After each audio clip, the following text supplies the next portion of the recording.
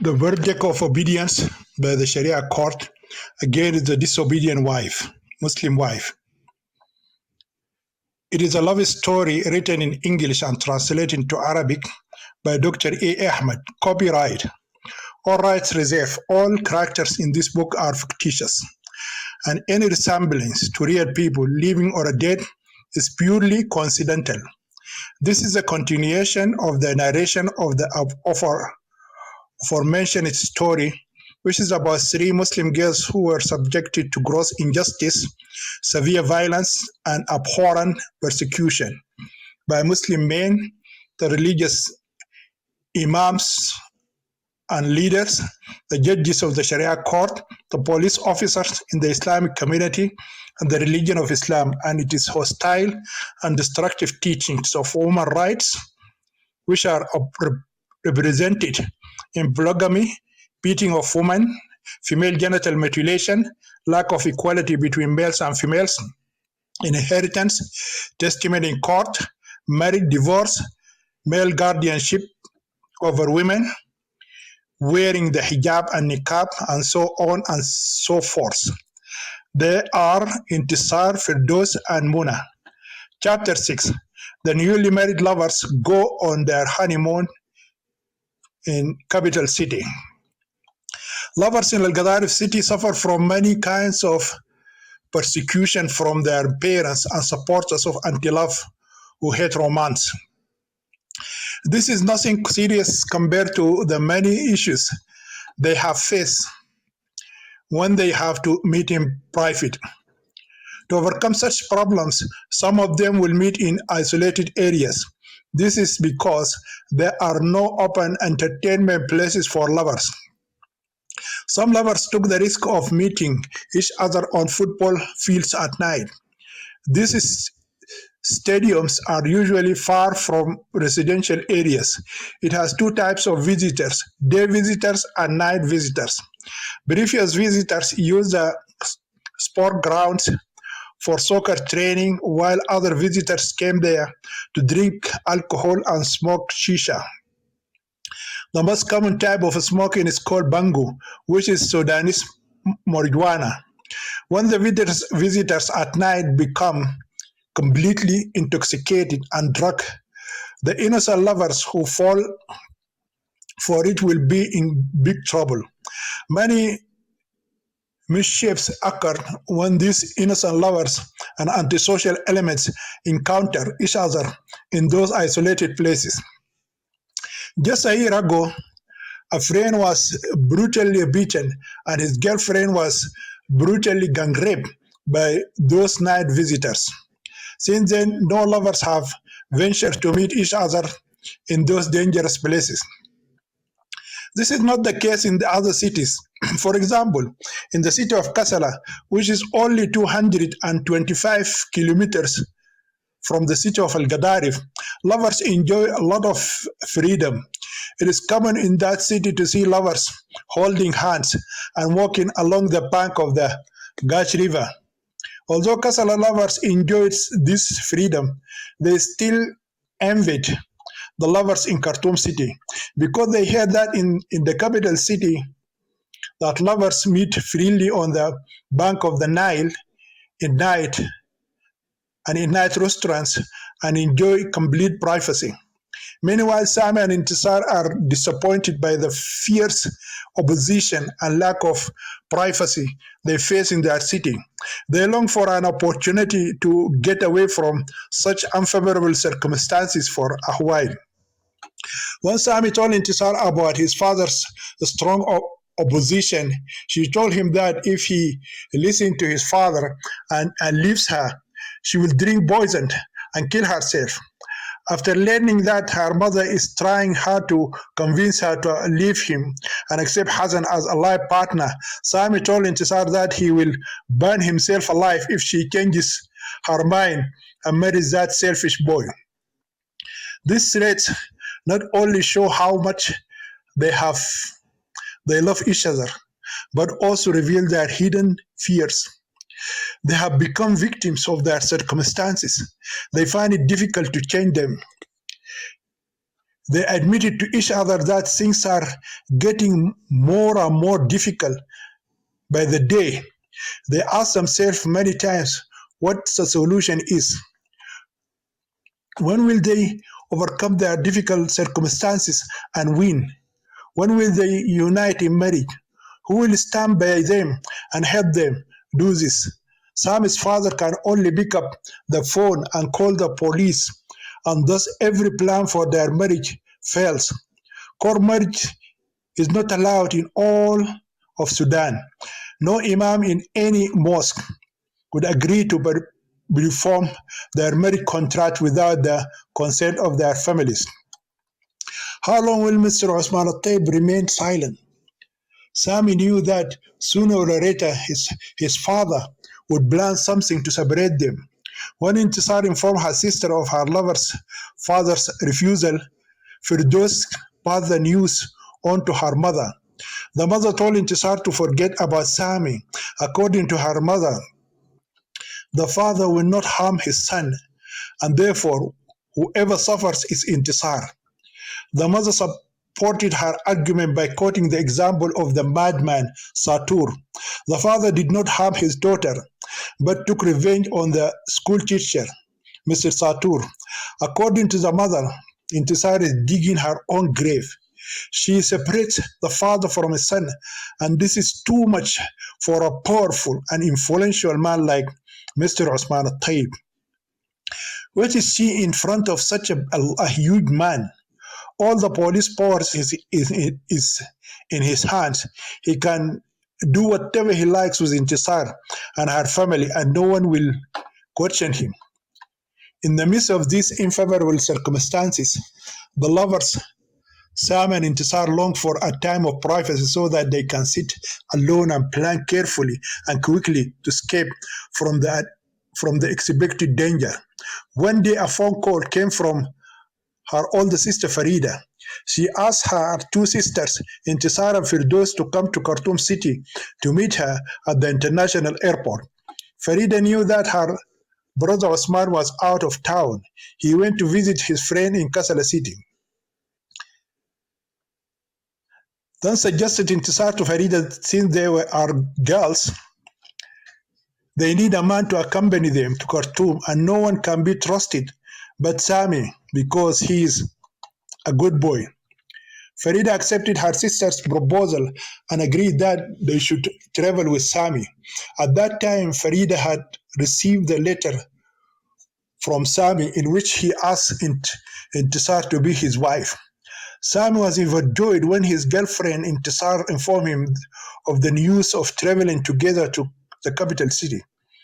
So 3 weeks after the day, the son had a serious discussion with his stubborn father.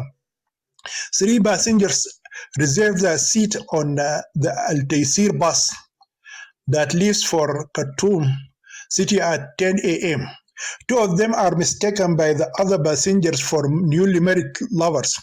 Every passenger in his heart wished for the newly married couple to occupy the 2 seats close to him so that he could hear some sweet whisper or a chirp of birds now and then and see how the happy lovers are enjoying each other.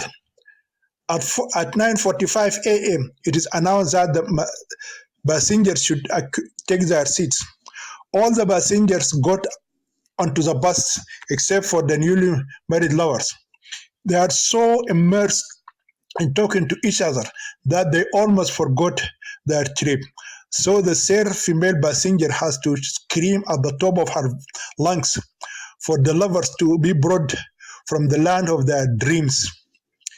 When the newly married lovers took their seat, the bus driver thought he is going to drive the happiest bride and groom in the village. Wherefore he played a very beautiful song on his recorder. Each passenger understood that the sweet song is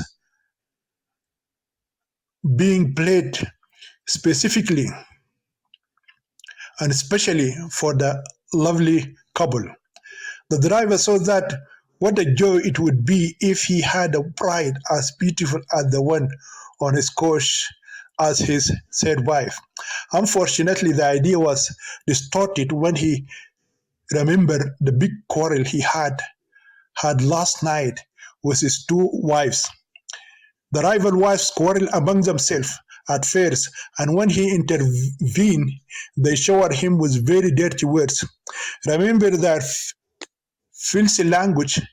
The driver wondered if this beautiful bride in his coach would know or allow such dirty language to escape from her sweet lips.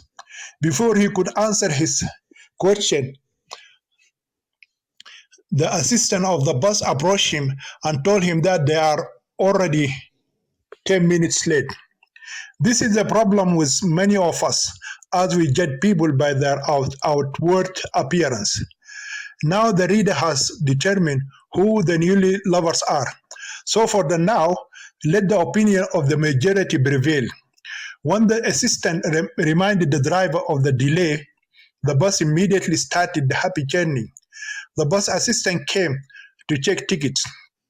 With much politeness and a big smile on his face, he leaned over the seats where Sammy and Intisar are comfortably seated and said, "Sir, may I have a look at your ticket and that of your beautiful bride as well?" Sammy was surprised to hear what the assistant said, but before he could correct it, Intisar squeezed his hand, indicating that he should let him move forward with his misunderstanding. When the assistant passed by her, she told her lover to let him spread the news of our marriage among other passengers so that everyone would treat us as newly married lovers. Then she closed her eyes and said in a dream to Sammy, "My dear groom, where do you want us to stay during the honeymoon?" Sammy said, "The choice is yours, my dear bride. You have to choose between Grand Hotel and the International Hilton Hotel."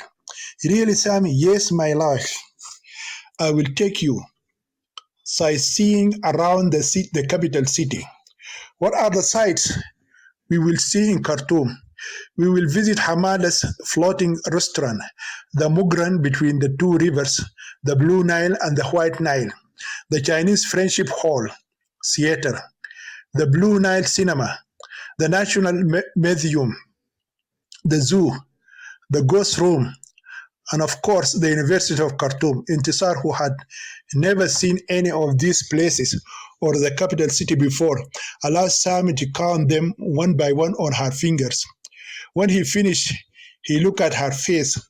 He saw an angelic face in front of him. She looked at him with beautiful eyes intoxicated with love. Her cute lips are wet. Sami felt that they are dripping honey. Therefore, he grabbed her shoulders and pulled her to him. Her face became close to his. She closed her eyes. Her lips moved as if she wanted to say something, but she couldn't. Sami understood that she is neither sleeping nor dreaming, but drunk with the wine of love, thirsty for something that no one can satisfy her but him. Then he put his hand on her cheek and brought her close to him. Their faces are almost touching each other. His heart began to beat faster. He feels nothing around him but her body, her breast, cheeks, hands, shoulders, hair, lips, everything on his arms and hands. The Taysir bus is now closer to Khartoum to, than to Gaddarif. Newly married lovers have reached the pinnacle of enjoyment and happiness. Everything looks beautiful to them. Above them is the cloudy sky, behind which the sun rays are hidden. At the same time, clouds are flying drops of light rain. On both sides of the long highway, green grasses cover the ground.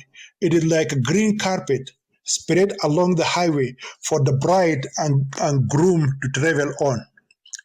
The bus flies like an aeroplane over the surrounding natural beauty. Intisar told Sami, I wish we could travel on this bus forever. Yes, Sami, said she, and I hope this bus will take us to a faraway place where we can be alone, a beautiful island where no one can reach us. I want nothing in this life except to be with you alone, my beautiful love. Me too, Sammy. I love you so much. I just want to be with you all the days of my life. I believe God created us for each other. Love is beautiful. Life for me is meaningless without love. Then the groom took the hands of his beloved bride and looked into her eyes. He can see magic in her. Stare at her pretty face. He could see her face intoxicated with love. He whispered in her ear, let us make a vow and let this wonderful day be a witness and let us confirm it with our lips. Let us say together, no power on earth or a power in heaven can separate us from each other. So Simon and Tisar cleansed their hands and looked at each other and said their eternal vow. They sealed it with their lips and blessed it with a long hug until they heard the bus attendant announce their arrival in Khartoum city. When the bus stopped, all the passengers got off, except for the two newlywed lovers. It is only after the said passenger reminds them that they have reached their final destination that Sami and Intisar descended from their wonderful paradise of love to earth and the realities of everyday life. After seeing the couple for the last time and wishing them a happy married life, the passengers dispersed in different directions. The younger sister of the beautiful bride, who did not speak a word during the 5-hour journey, is not in a good mood. Her mood spoiled for some unknown reason. The bride and her groom tried to restore her mood, but they couldn't. In fact, the more they tried, the more angry she got. Finally, at her sister's suggestion, she is left alone to overcome her bad habit. Since Farida's flight is scheduled to arrive at 11:30 p.m., the three visitors decide to find a small hotel near the international airport so they can rest for a while. With Sammy's guidance, they find a hotel next to the airport. They book a double bedroom for Intisar and Firdos and 2 single rooms for Sami and Farida. All these arrangements were made in a complete agreement between the three, but when it came to sightseeing, there was a dispute. Since they are 7 hours before Farida's arrival, what is to be done to fill that long time? Firdaus suggests they stay at the hotel until it is time to go to the airport. Intisar said they should take a 2-hour break and then go sightseeing, and from there to the international airport. But Sami believes that not a single minute is wasted in the hotel, but they should leave immediately for sightseeing. Since the fares and share proposition are extremes, the middle ground between them is accepted finally. The sister entered their room to rest for 2 hours and left Sami alone in his room. It is a painful separation for the newly married lovers, but they overcome it by remembering those wonderful hours they spent together on the bus and looking forward to the wonderful honeymoon that is yet to come. Chapter 7: A Wonderful Honeymoon for Four Lovers. At 6 p.m., the visiting trio, Sami, Intisar, and Firdos, left the hotel and took a taxi to the Nile riverbank. Sami, the group leader, suggested 2 places to visit. They should spend the first hour on the bank of the Nile, the rest of the time in the Mugran restaurant. As the sisters had never seen the capital city before, the proposal was accepted without dispute. In the meantime, Firdaus gradually began to get out of her bad mood and thus asked Sami many questions that her sister deemed unnecessary. Why are there so many lights in Khartoum city? Asked the naive girl. Because Khartoum is the capital of Sudan and therefore the government must take care of it, Sami added. There are many foreign delegates, embassies, and senior officials in the government and ministers in this city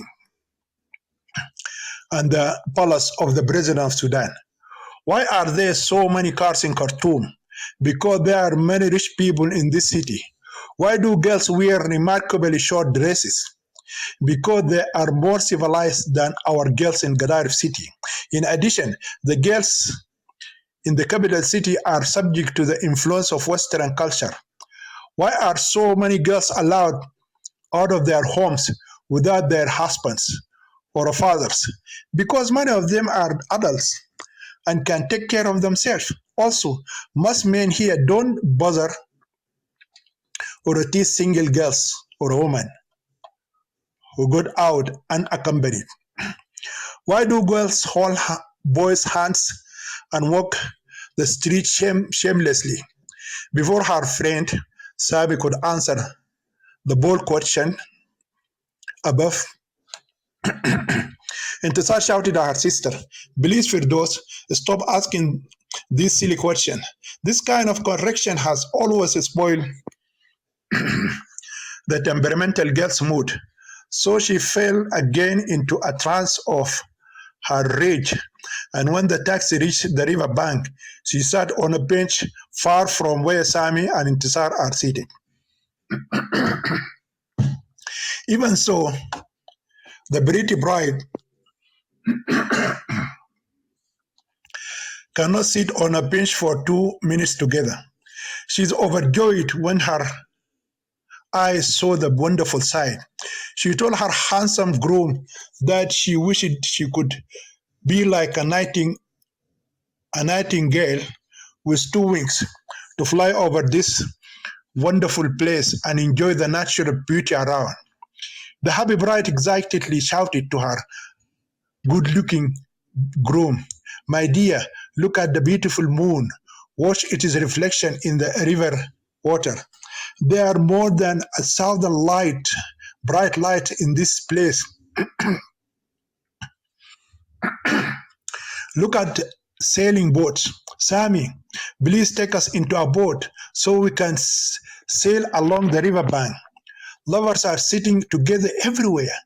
This place is like lovers' paradise. Look at the beautiful island over there. Come, Sami, let us cross the river and go to that wonderful island. We will stay there forever. Her lover understood that his pride is behaving like a bird that has been caged for too long, and today she has been released from her cage. Everything around seemed great to her. Accordingly, he left her to express her joy and wonder. After some time, she felt exhausted and fell near him. When he looked at her, he saw that she is full of excitement and beauty. Her pretty face shines like a beacon. Do you know, Intisar? Her boyfriend whispered in her ear. If I collected all the beauty of this place, it cannot equal yours. You are the wonder of wonders. You are brighter than all these lights. The moon might envy your beauty if it has eyes and sees you. Girls and their lovers will gather around you to see that all their beauty and charm are embedded in you. Sami's words bored into Intisar's ears like the dew of heaven, penetrating into her body and into her soul. So her soul spread them in every part of her body.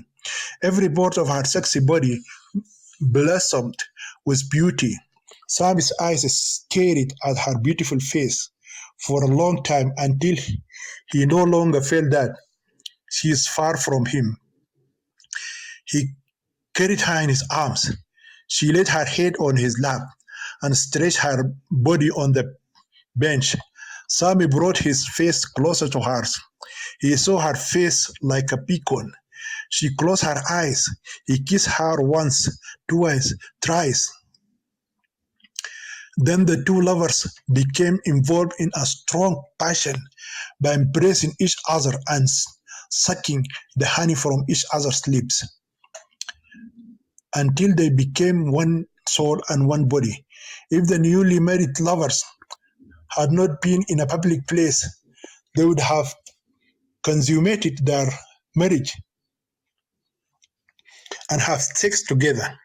It is the younger sister, Firdos, who once again brings the newlywed lovers from the height of their honeymoon and pleasure to the surface of the earth and reality of life. When they realize there is no time left to go to the restaurant, they bought sandwiches from a small food hut and rushed to Khartoum International Airport. The plane arrived as scheduled, but it took an hour to transport Farida's luggage. By 1 a.m., the two sisters ran and hugged their beloved sister before she could make it to the waiting hall. Then from the international airport, they took two taxis to the hotel.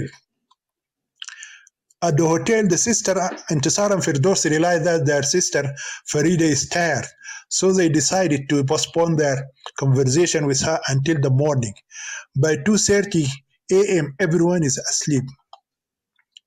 The next day, the two lovers spent an hour before breakfast in a confidential. The next day, the two sisters, Intisar and Firdaus, spent an hour before breakfast in a confidential conversation with their elder sister, Farida, in her room. They told her that they have two serious problems. The first problem she already aware of is about their sworn enemies, Omar and Badriya, and their mother, Hajja Sakina. They spread vicious gossip, lies, and slander about them. After that, Intisar, with shy eyes, told Farida about her friendship with the good boy Sami Osman al-Tayyib. But Firdaus revealed the sad part of the love affair between her sister and her lover, that his father strongly opposes friendship and that her mother supports Hassan Mahjoub al-Hilali's marriage proposal request. Farida told them that she had received Sam's letter in which he asked for Intisar Khan in marriage, and she agreed to this engagement.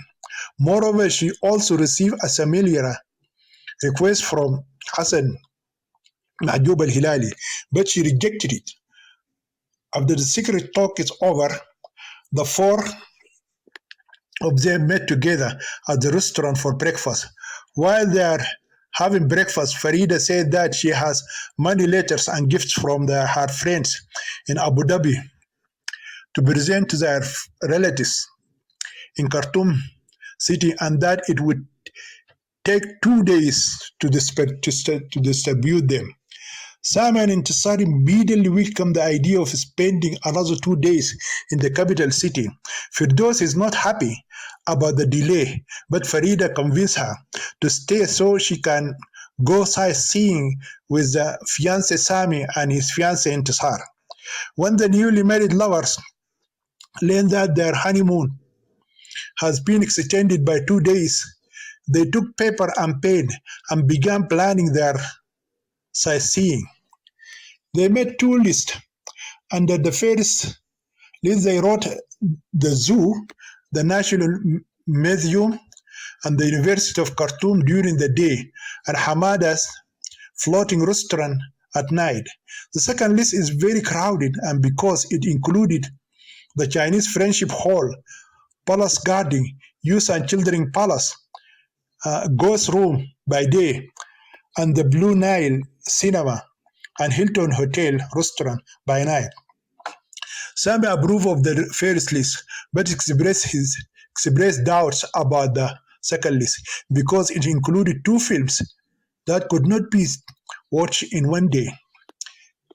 After many jokes and pushing each other, the fiancé Sami convinced his fiancée Intisar to drop the University of Khartoum from the first list and replace it with the Chinese Friendship Hall in the second list. When the breakfast is over, Sami, Intisar, and Firdos wish Farida a happy day and left the hotel. They took a taxi to the zoo. The newly married lovers started their intimate love affair as soon as they got into the taxi. Their hands are holding each other and their eyes are staring into each other's faces. They are very happy and full of energy and vitality. Temperamental girl Firdos also looked at the new day in a good mood.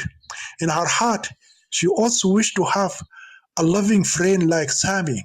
She discovered for the first time that she has not yet experienced the true love that she sees between Sami and Intisar.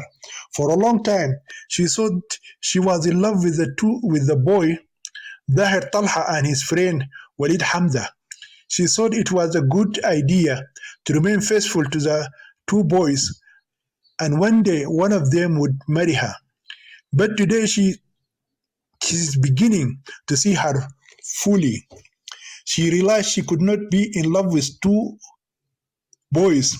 She wants Habib to be like Sami with Habib to Intisar, to love her with his entire being.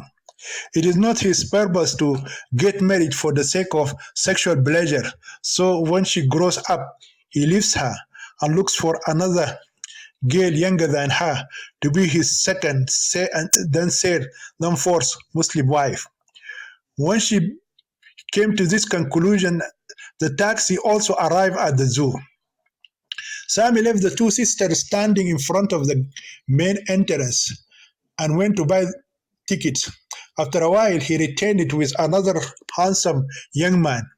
This is my friend Salah Hassan Ahmad Saleh, Sami said with joy. The sister responded by smiling at the newcomer. Sami turned to his friend Salah and proudly said, "This is my girlfriend." The newcomer shouted Intisar before Sami finished his introduction. "You are right, and this is her sister Firdos." Then the fiancé smiled and said to his fiancée, "You must have become surprised that my friend knew your name even though he had never seen you before. That is because he is my best friend and roommate in the university barracks. In addition, he is also from the city of Al-Gadarif." The new arrival said, "Believe me, Intisar, never in my life have I seen someone love a girl so much as Sami loves you. I'm so happy to see you two together, but I'm really mad at my friend for forgetting to invite his best friend to his wedding." When the newcomer expressed his disappointment at not being invited to the newlywed lovers' wedding, Intisar and Sami look at each other and break into a fit of laughter. Firdaus also went in giggling. Then Sami said to his friend Salah, "Weren't you also on the facilitation bus yesterday? You are not the only one who made this mistake, but all the passengers on the bus were under the impression that we are newly married lovers. You two are not married yet.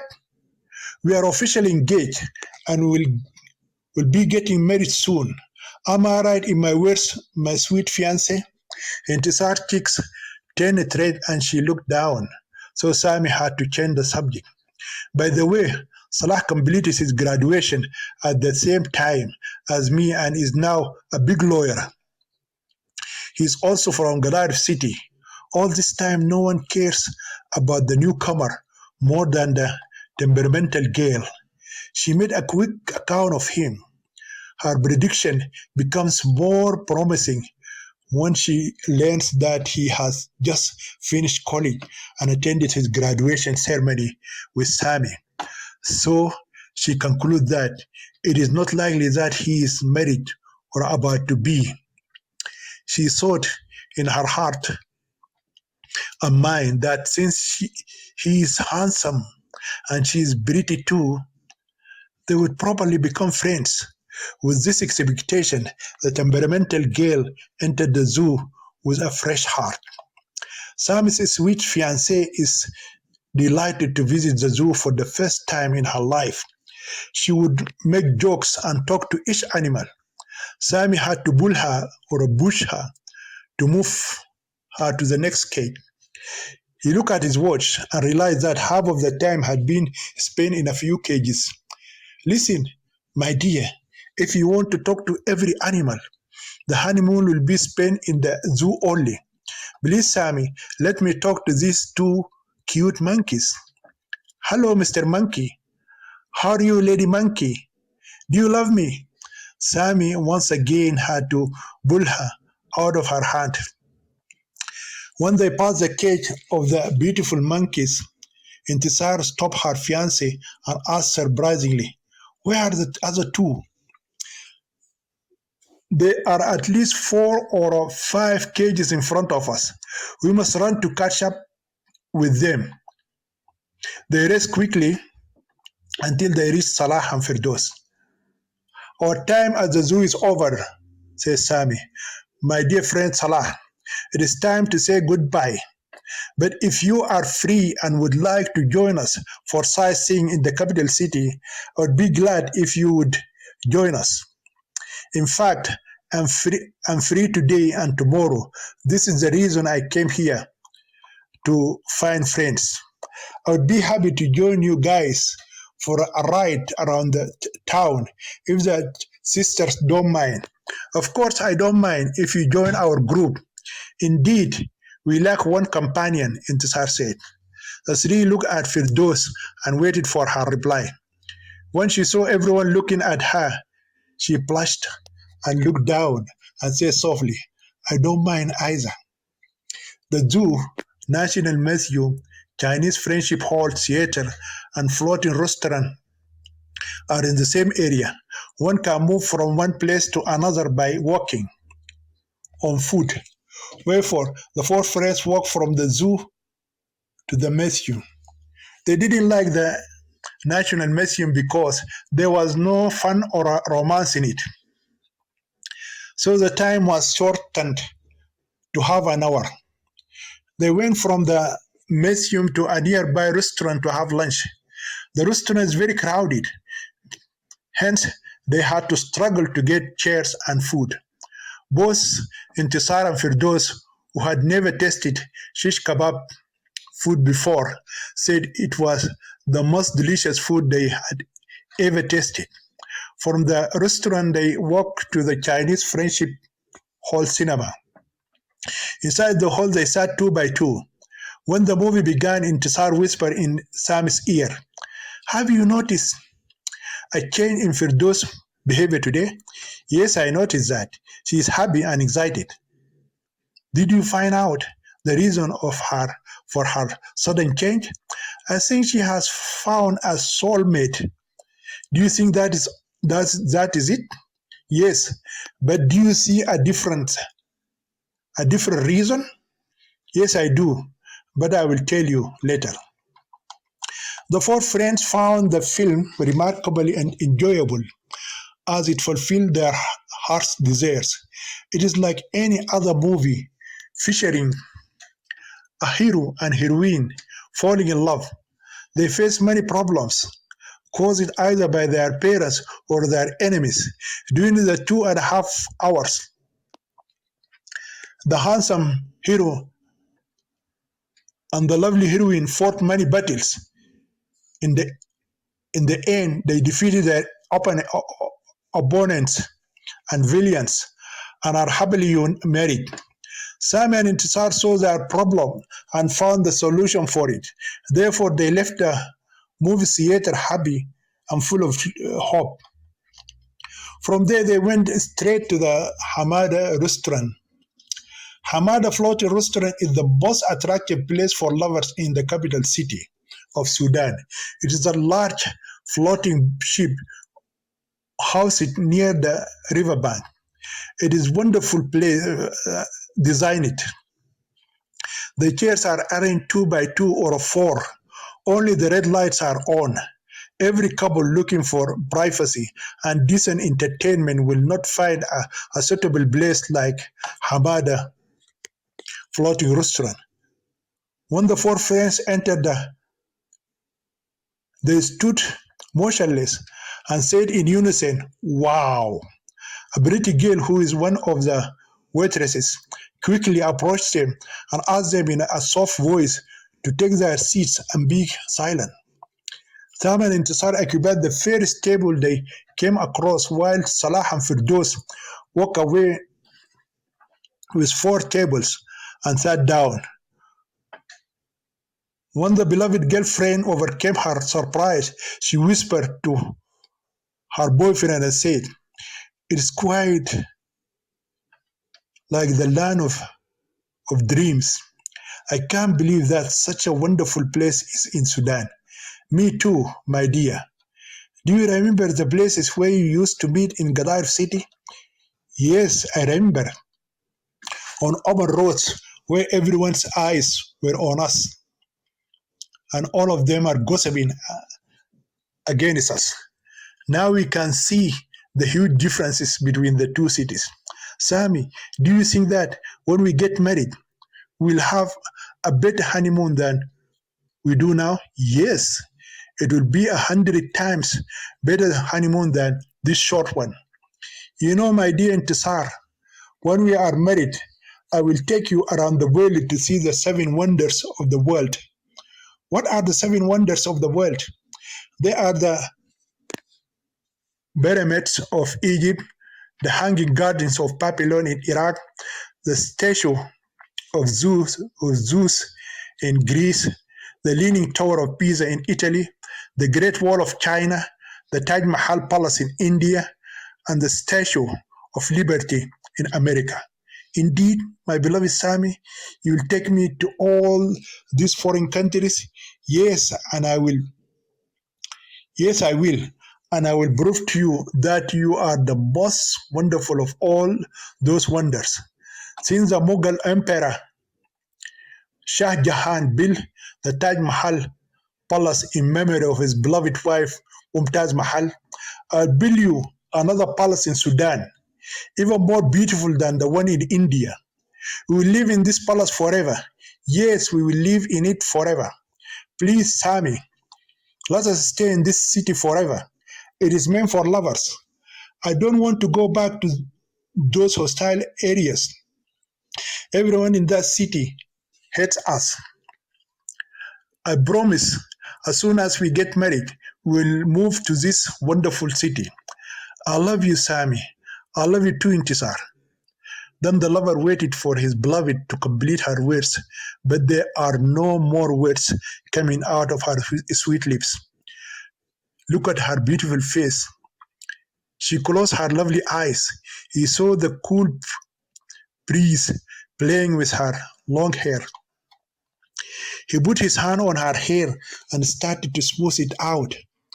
He could hear her breathing. His hand touched her mouth, her smooth cheek. He can hear her heartbeat. Keep kneeling her and feeling her cheek.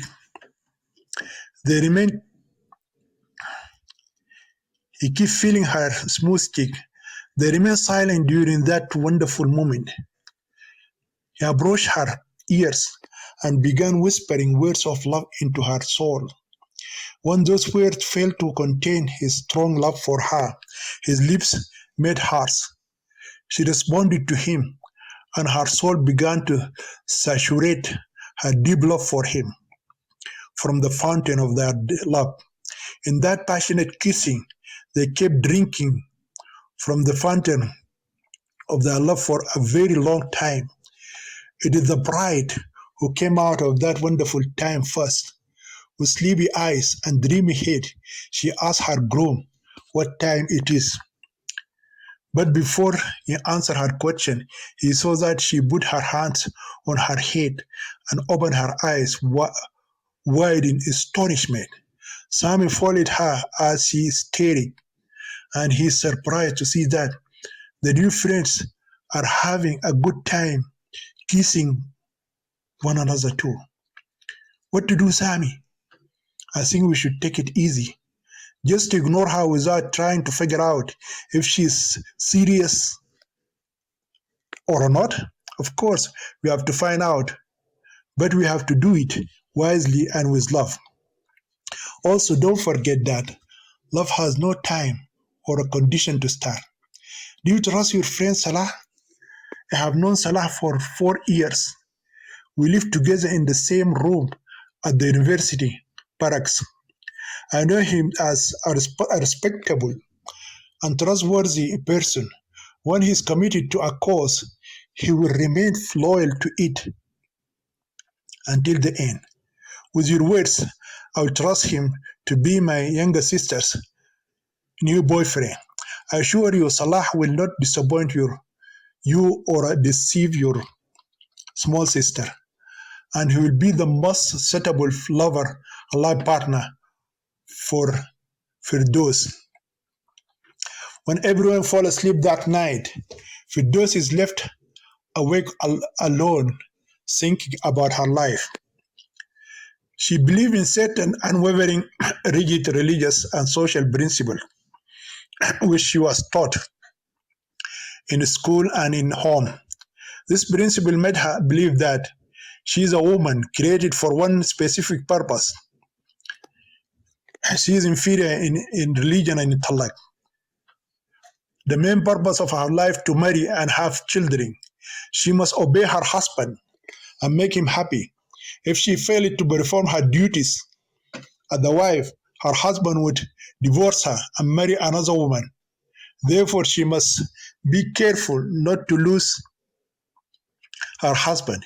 She must cook his food, wash his clothes, clean his house, and take care of his children. She should also be a source of his sexual pleasure and enjoyment of her body. When she grows up, those religious principles allow him to marry another woman younger than her, the girl who can give him more sexual pleasure than her. Even when she is his wife, it is permissible for him, according to those religious laws, to add a second wife, a third wife, and a fourth Muslim wife beside her. She has to compete with the new younger wives that she may or may not have sex with him yet. It all depends on the sexual preferences of her husband. If he has no interest in her body any longer, she could do nothing to prevent him from pursuing his younger wives and enjoying sex with them. But she must still continue to take care of his children and remain just a wife in name and like a maid servant. Then her role as a wife ended. If she tried to have a secret lover to have sex with her, she would be considered a prostitute. And if her secret relationship with him is discovered, Islamic law will sentence her to death by stoning because she did it while she was still married to another man. At the same time, her husband would not be convicted even if he had sex with other 3 women while she was still his legal wife, because they will be considered his lawful Muslim wives. Her husband's betrayal is called a lawful marriage, while her second relationship is called forbidden treason, which is punishable by stoning to death, according to the Islamic law. Moreover, if her polygamous husband kills her in honor killing because of her secret relationship with another guy, he will be given a reduced prison sentence and may get out of prison in less than a year. But today she met someone who renewed her ideas. He is an educated and enlightened person. He changed her understanding of life, taught her the true meaning of love and the purpose of marriage. He told her that she would be his girlfriend, a life partner, not just a wife. He will love her when she is young and beautiful, and he will still love her and be loyal to her when she is old. When Firdaus remembered those beautiful thoughts and promises that Salah had put in her mind, she knew that a new person was born inside her. Then she went to sleep and had a sweet dream with her new boyfriend, Salah. Chapter 8. Freeing the temperamental girl from her deception in love. The last day for the imaginary honeymoon started at 10 a.m. at breakfast time. The two sisters, Intisar and Firdaus, told their older sister Farida how they enjoyed sightseeing with Sami. Salah is not mentioned. Also, the wonderful time they spent with their lovers at the Hamada floating restaurant. Kissing and hugging was deleted, and instead they said they watched an interesting movie at the Chinese Friendship Hall cinema. When breakfast was over, they wished their sister a good day and left with their host, Sami. While they are in the taxi, an argument arose between the two intimate lovers. Please, Sami, take us to the zoo again, Intisar asked her boyfriend. Sorry, my dear, our program is set for today. We have many places to visit. Please, dear, I want to see those two beautiful monkeys again. I'm sorry, honey, I can't help you. When Intisar saw that Sami was determined to make his decision, she became upset. Her lover tried hard to please her, but he could not. So the newly married lovers had their first quarrel. When they got out of the taxi, she wasn't talking to him. To restore her good mood and remove her anger, Sami had to start the day with the two beautiful monkeys. Salah is already waiting for them, as planned, in front of the zoo. When he saw them, he approached them with a big smile on his face. His hair is cut nicely. His shoes are shining. He's wearing nice clothes. He looks like a happy groom who has come to welcome his beautiful bride. When he shook hands with them, a sweet fragrance of a perfume spread from his new clothes. Sami said, laughing, not me and Intisar, but we will all be mistaken by people that we are newly married lovers. You are an overly optimistic man, Salah said happily to Sami. Then he quickly added, I have made some arrangements for today. I have booked a movie ticket at the Blue Nile Cinema and booked 2 rooms for dinner at the Hilton International Hotel. Sami shouted, don't tell me that. Where did you spend so much money on us? It is still really little. My dear friends, you deserve more than I did. In fact, we do not know how to express our thanks to you, Salah. In fact, these last beautiful words were said by the girl. Salah spent a lot of money on her. So those penetrating words bore it down like the dew of heaven upon his happy heart. Intisar said, Sami, your best friend Salah is a very generous person. He is just like you in his generosity. It is difficult to say whether the beautiful bride said those words of appreciation as sung to her groom Sami or his friend Salah. But this statement took her anger away from her handsome boyfriend and reconciled them to each other. When they entered the zoo, she whispered in his ear and said, I think your friend has fallen in love with the temperamental girl. No doubt about that, Sami replied happily. Now I am sure that their friendship is as genuine as ours. So there is no more spying or meddling in their love affair. Do you think they will have as many problems as we do? I do not think so. I know Salah lost his father when he was just a little boy. He was brought up by his uncle, Haji Abdullah. His uncle is an exceptionally good man. I met him several times and I talked to him. He is not the type to force people to do what he likes as my controlling dad does. So nothing to worry about. Yes, after this conversation, Sami and Intisar gave Salah and Bardos complete freedom to work together, talk to each other, and plan for their future together. Intisar then shifted her interest from human affairs to animal affairs. Do you know, dear Sami, that the animals in this garden are happier than humans and have more freedom than us? What made you say this, my dear Intisar? Of course, we are national beings and therefore understand and enjoy our life better than the dumb animals. Not at all, my love. There are no rich and poor among animals. They can fall in love with each other, and there are no social barriers separating them. Their parents do not choose their life partners.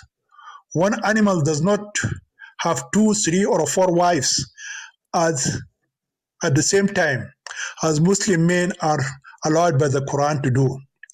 They do not divorce their wives as humans often do. Furthermore, they do not force a young female animal to marry an older male animal. While Intisar was comparing happy animals to miserable people, her friends saw her tears falling down her cheeks. He had never seen her cry before. He understood that she felt insecure. Her tears filled his heart with deep sadness. As a result, he felt that she needed not only his love, but his protections as well. He whispered in her ear, saying, Did you forget our vow so quickly? She opened her eyes and said, Not, not my dear at all. Her tears stopped, and a beautiful smile spread on her sweet lips. Sam is about to kiss her, but she withdraws her herself and reminds him that they are in a public place. It is not yet time for privacy and fun. Still, he pressed his hands on her hands and unleashed a strong passion in her heart. She blushed and looked down. Never think or imagine that in this world there is a force or authority that can separate us, said the lover to his beloved. Our love for one another is stronger than any resistance force. Time will prove the truth of this promise. From the zoo, the four friends went to the American restaurant for lunch. Salah is the host who brought the menu and then read it out loud so everyone could choose their favorite dishes. After that, he looked at Intisar and asked her to choose first. If she felt shy and looked down, then he repeated the same request to her sister. Firdaus, she too became impressed and changed color. Salah realized that the sister have probably never heard of these dishes before because they are foreign food. He said to Sami, You have to choose for yourself and your girlfriend. Me and my beloved girlfriend will eat pizza. Sami said, We'll eat pizza too. According to their schedule, the four lovers are supposed to spend 1 hour in the American restaurant, but somehow time cheated them, and so they took a few hours to tenderly put morsels of food into each other's mouths. It also took another hour for the dessert to pass from the lover's spoon to the lips of their beloved girlfriends. Despite the delay, none of them noticed or complained about the length of time they spent at the American restaurant. At 5 in the evening, the four friends stood in front of the restaurant, wondering what to do with the remaining hour. They cannot visit the palace of youth and children and the ghost room within 1 hour. The list was spoiled by the Intisar request to visit the zoo again and being late at the lunchtime. Nevertheless, Intisar again asked them to take her to her sweet monkeys in the zoo, but Sam stood firm against her wish this time. How can I let you go again to those animals that cause you to shed tears? Please, Sammy, do not speak unfairly against innocent animals. They were not the ones who made me cry, but my fellow human beings who are inferior to them in their way of living, which caused my grief. When she finished her words, her boyfriend again saw tears flowing from her beautiful eyes. Therefore, he approached her and whispered in her ears, not only to the zoo, even if you wanted to visit the moon, I will take you there on wings of eagle.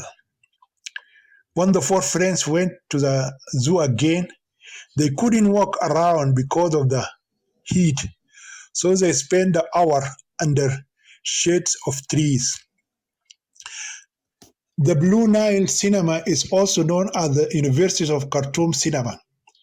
The second name has many reasons. First of all, the cinema is located near the university residence. Therefore, most of the visitors are university students. Secondly, it is difficult for the general public to understand most of the films shown there. Thirdly, tickets prices are high to the sky for ordinary people to afford. For Sami and Salah, the cinema is not a new place. They have been there several times, but that day was different because for the first time they walked down the hall with their beautiful girlfriends, Intisar and Firdos. So they wished that the other students would see them walking hand in hand with their pretty girls. This wish comes true when they hear a voice calling Salah's name. Sam and Intisar continued walking while Salah stopped with great pride and his beautiful girlfriend Firdos automatically stopped with him. Then he turned back to see the friend who he has seen him at such a time. His girlfriend also turned her face to see the friend. Unfortunately, he is Walid Hamza, who is one of her former two lovers.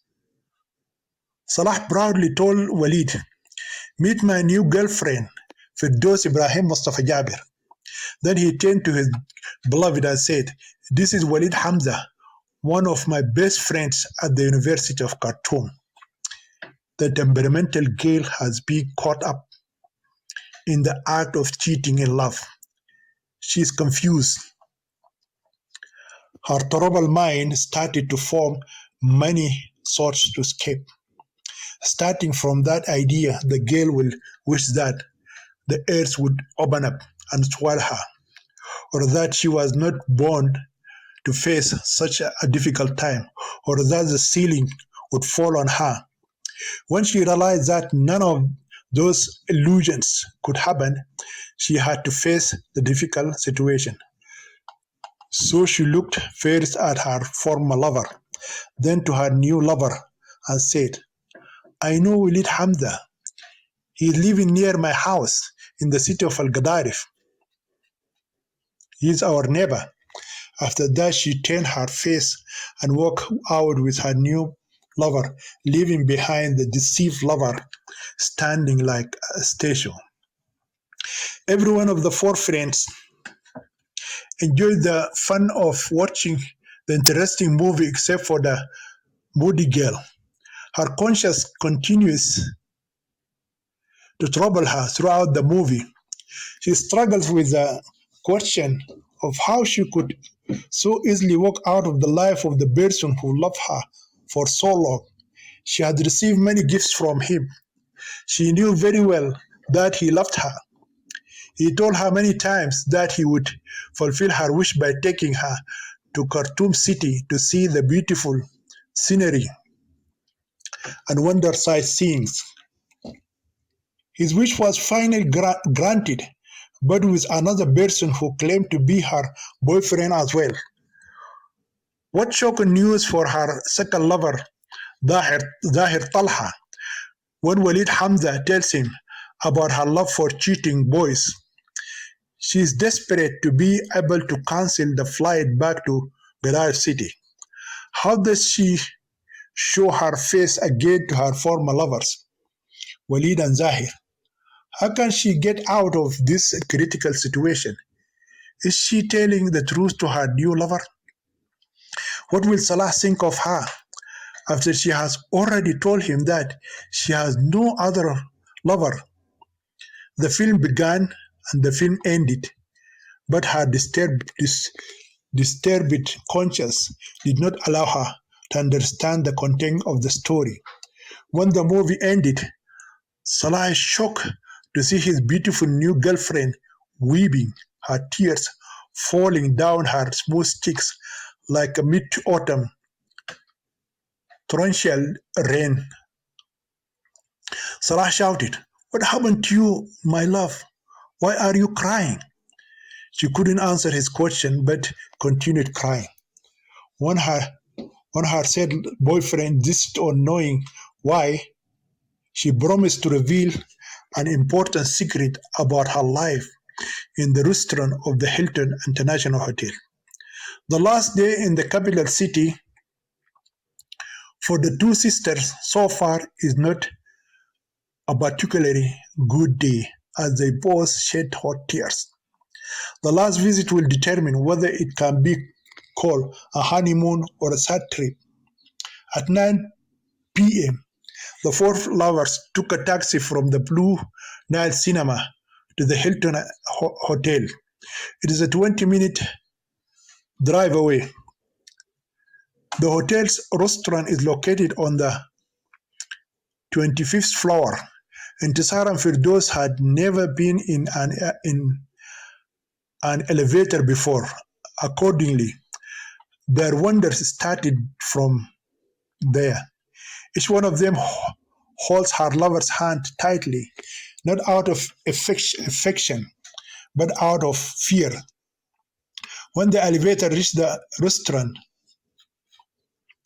all four friends got out.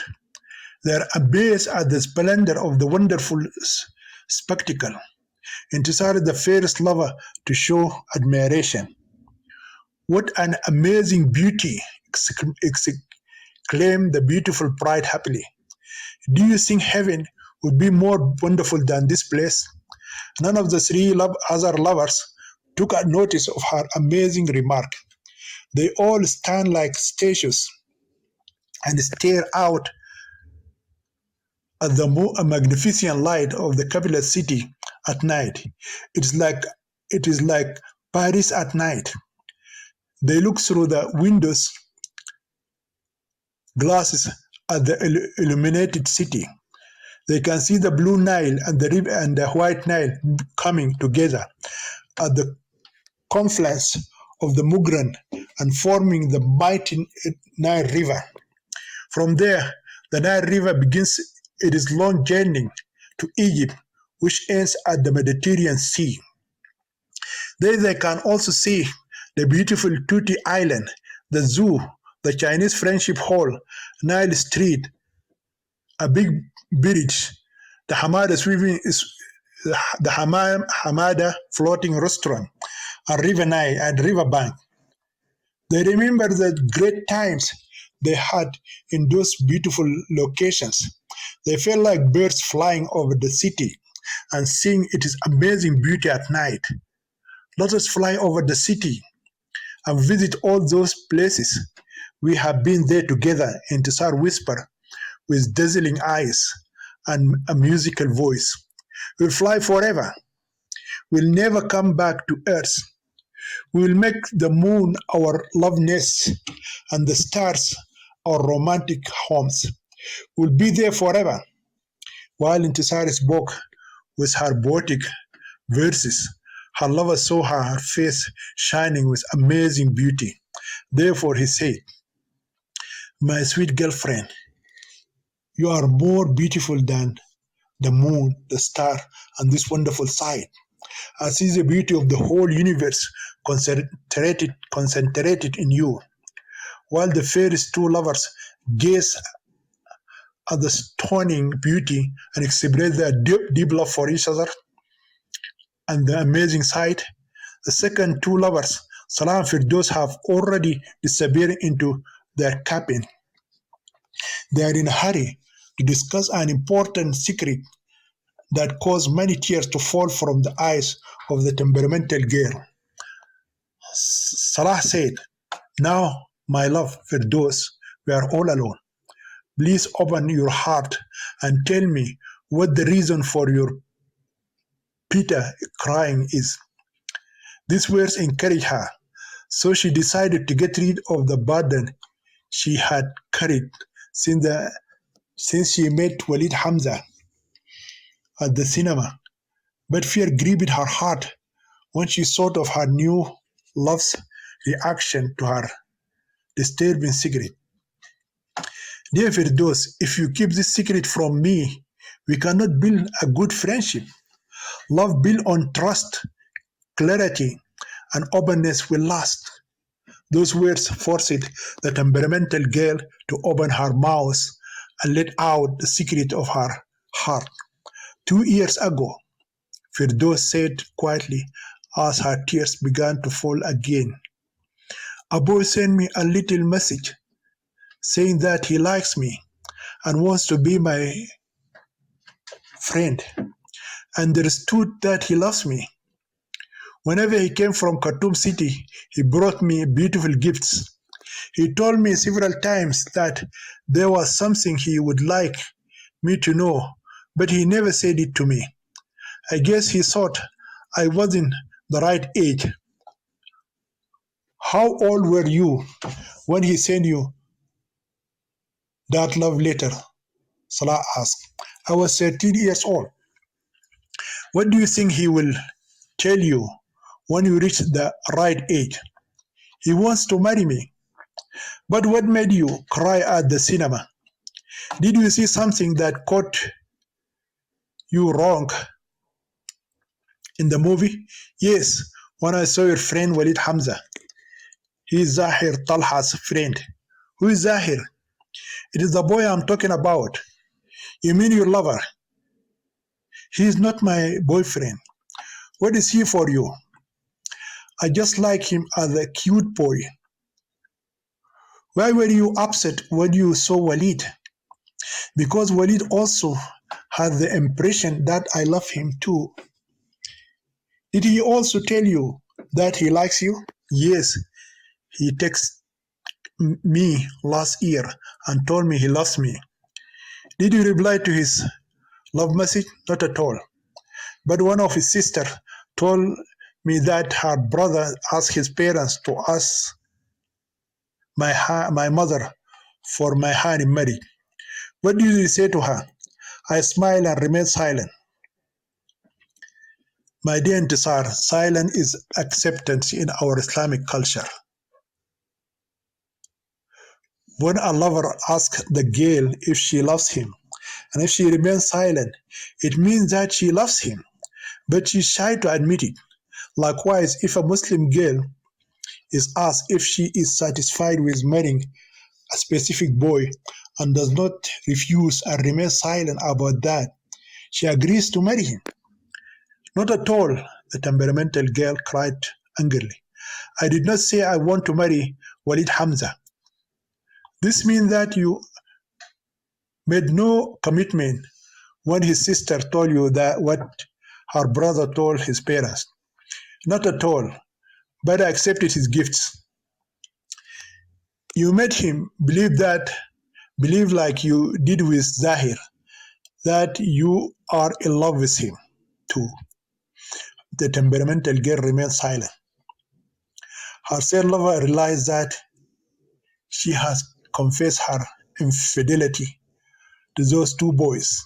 In other words, he concludes that she is playing dirty games with boys.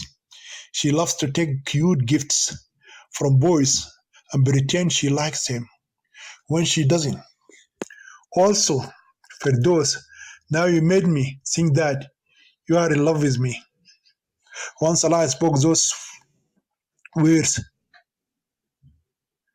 the moody girl felt that the ground she is sitting on has been suddenly removed and she fell from a high cliff into an ocean of darkness. So she started crying for help. Salah's heart is affected by her crying. He understood that her conscience is troubling, is bothering her so much. He put his hand on her shoulder and started comforting her.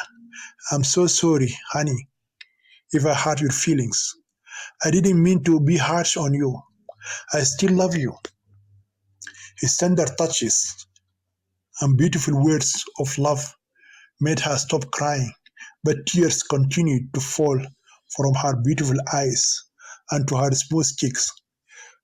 While she is still crying, she raised her head and said, believe it or not, Salah, yesterday, before I met you, I decided to end my friendship with Zahir and Walid.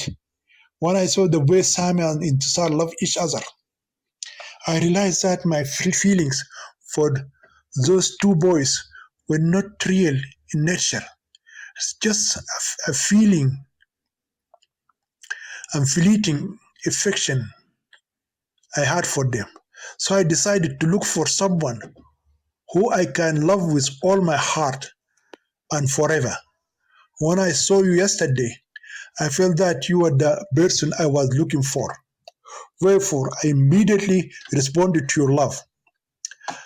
I know your love for me is real, says Salah. But for those, let us see a way out of Zahir and Walid's problems. Whatever you want me to do to convince them that I am not in love with them, I will do. That is an incredibly good talk.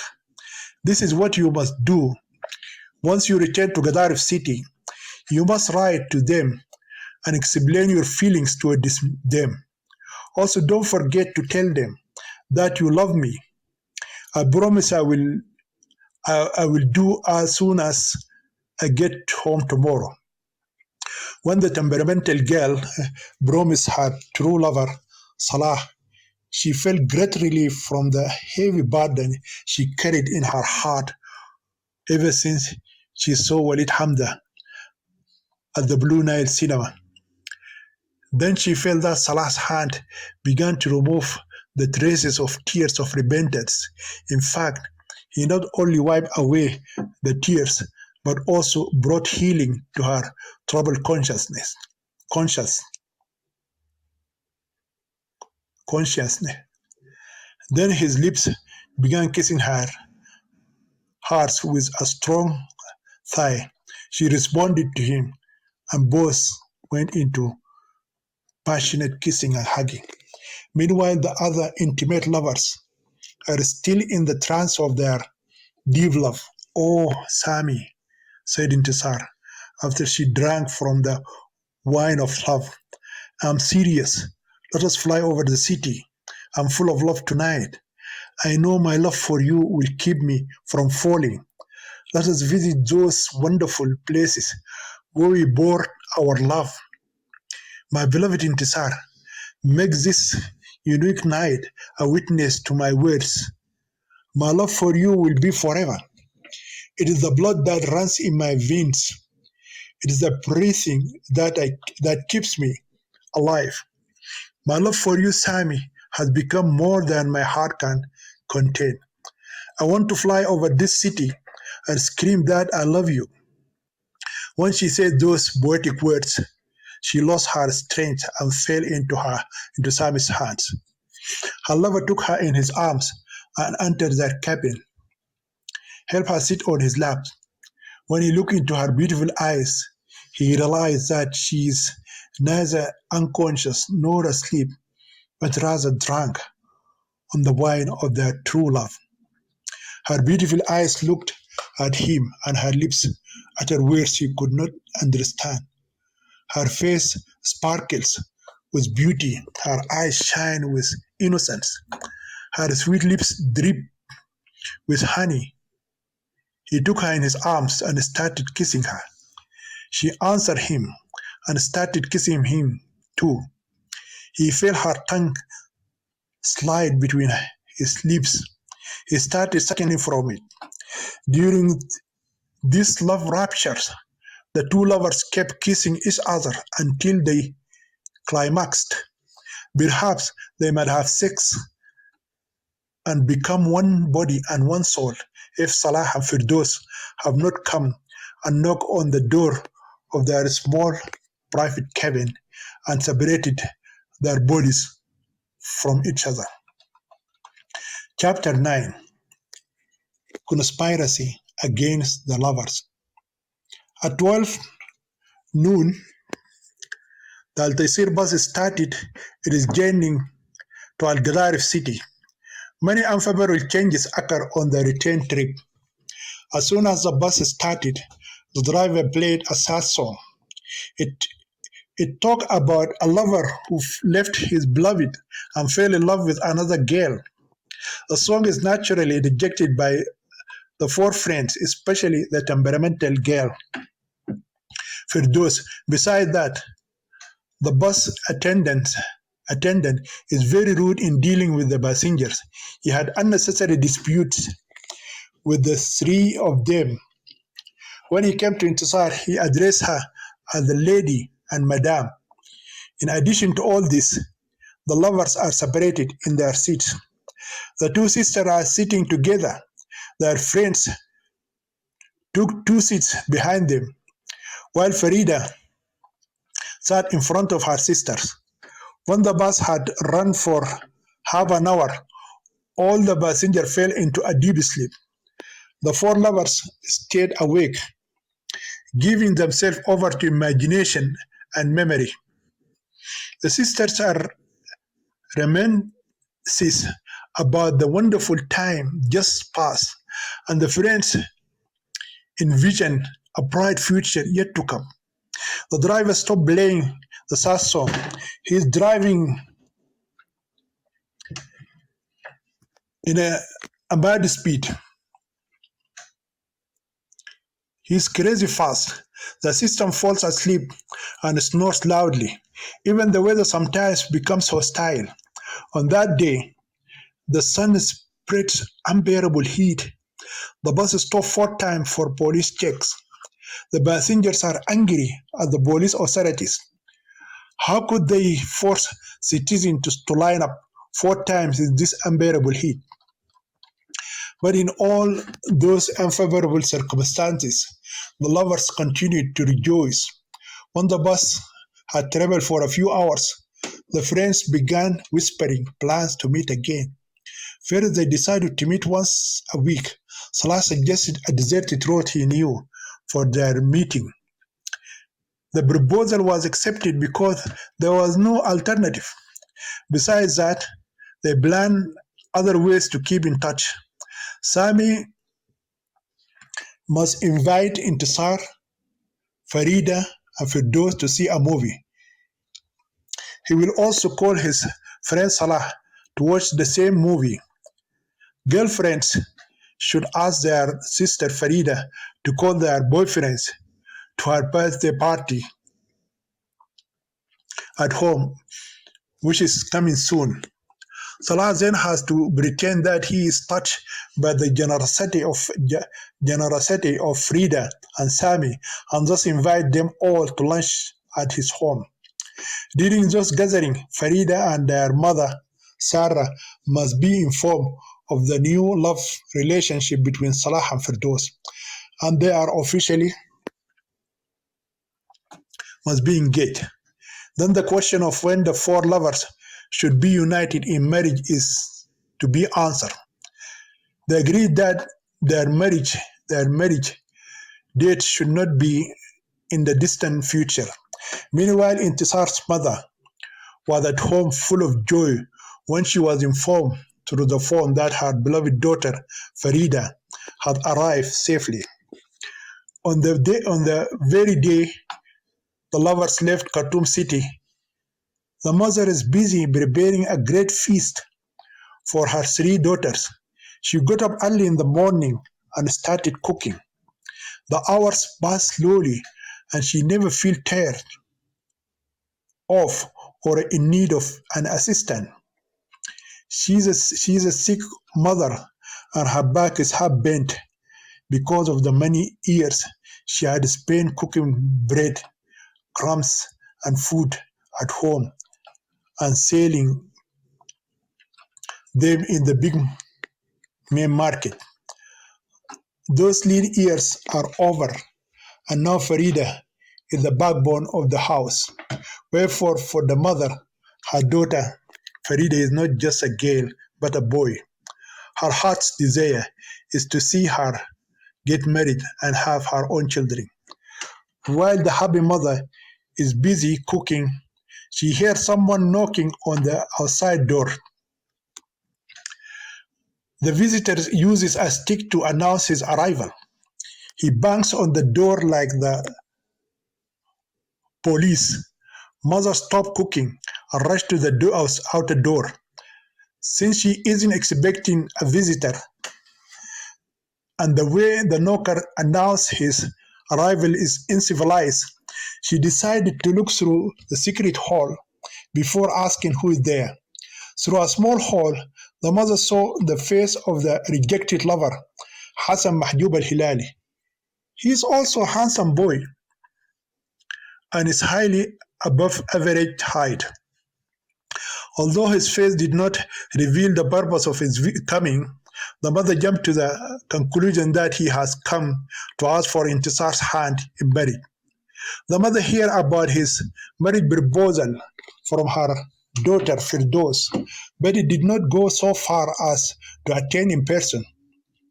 Intisar told the mother that she rejected Hassan's proposal for marriage, which was passed on to her by many of her girlfriends and classmates. Even Farida supported the refusal of Intisar. However, the mother is still interested in the request and eagerly awaits Farida's arrival so that she can accept her consent and persuade Intisar to accept Hassan and leave Sami. In order to achieve this end, the mother hopes that the boy will wait until she settles the matter with her daughters first. But since he has come himself, she decided to tell him what is in her heart and ask him to leave before her daughters come. She opened the door and said, "Come, my dear son, Hassan. If Satan has appeared in his horns and his head before her eyes, the mother would not have been disturbed in her mind, afraid in her heart, when she saw Omar Ibrahim Mustafa Jabir standing next to Hassan.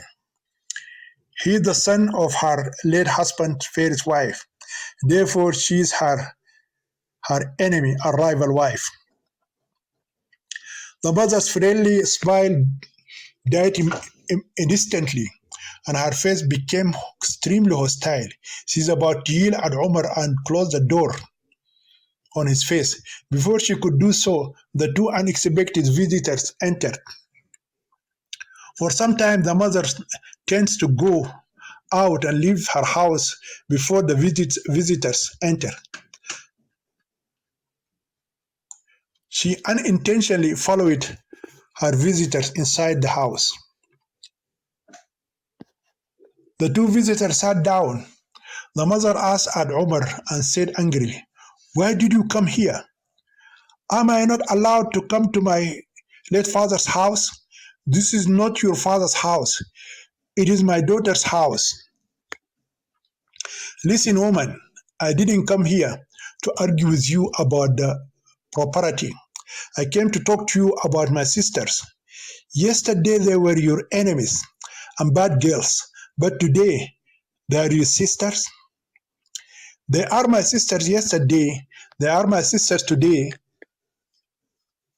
and I am always their brother and guardian. Are you the guardian of my daughters? Yes, I am their legal guardian. You evil criminal have become the legal guardian of my good daughters. After these words, the mother looked at Hassan and said, if this useless boy told you that he is the guardian of my daughters, then he has laughed at you and deceived you. Listen, woman, I did not come here to prove to you that Intisar is my sister and I am her guardian. The law has given me this right. Listen carefully to what I'm going to tell you, Hassan. If you have come to ask for the hand of Intisar in marriage, do not think of bringing this useless boy here, as you will force her to marry you. If there is ever anyone who can convince Intisar to marry you, it is Farida. She is her older sister and guardian. Farida, guardian of Intisar? A woman is guardian over a woman? Where did you learn this new law? Omar says sarcastically. I swear by God, the dignity of my father, and the honor of my daughters, if you ever open your filthy mouth again and speak to me about Intisar, I will strike you with my shoe. Didn't I tell you, Hassan, that talking to this woman is a waste of time? Get out of here before I scream and call the neighbors for you, and the cops also. Omar got up from the chair and said angrily, I'm going, but before I leave, I want you, woman, to know that Intisar, Farida, and Firdaus are my sister, and I am their guardian. They have no guardian over their heads but me. My brother Osman is still underage and younger than me, and has no legal authority over my three sisters, Farida, Intisar, Firdaus, and my fourth sister, Badriya. I'm the only big man recognized by the law as the guardian of my four sisters. And if you want to know what I mean by that, ask Hassan, and he will tell you what we did yesterday in the mosque.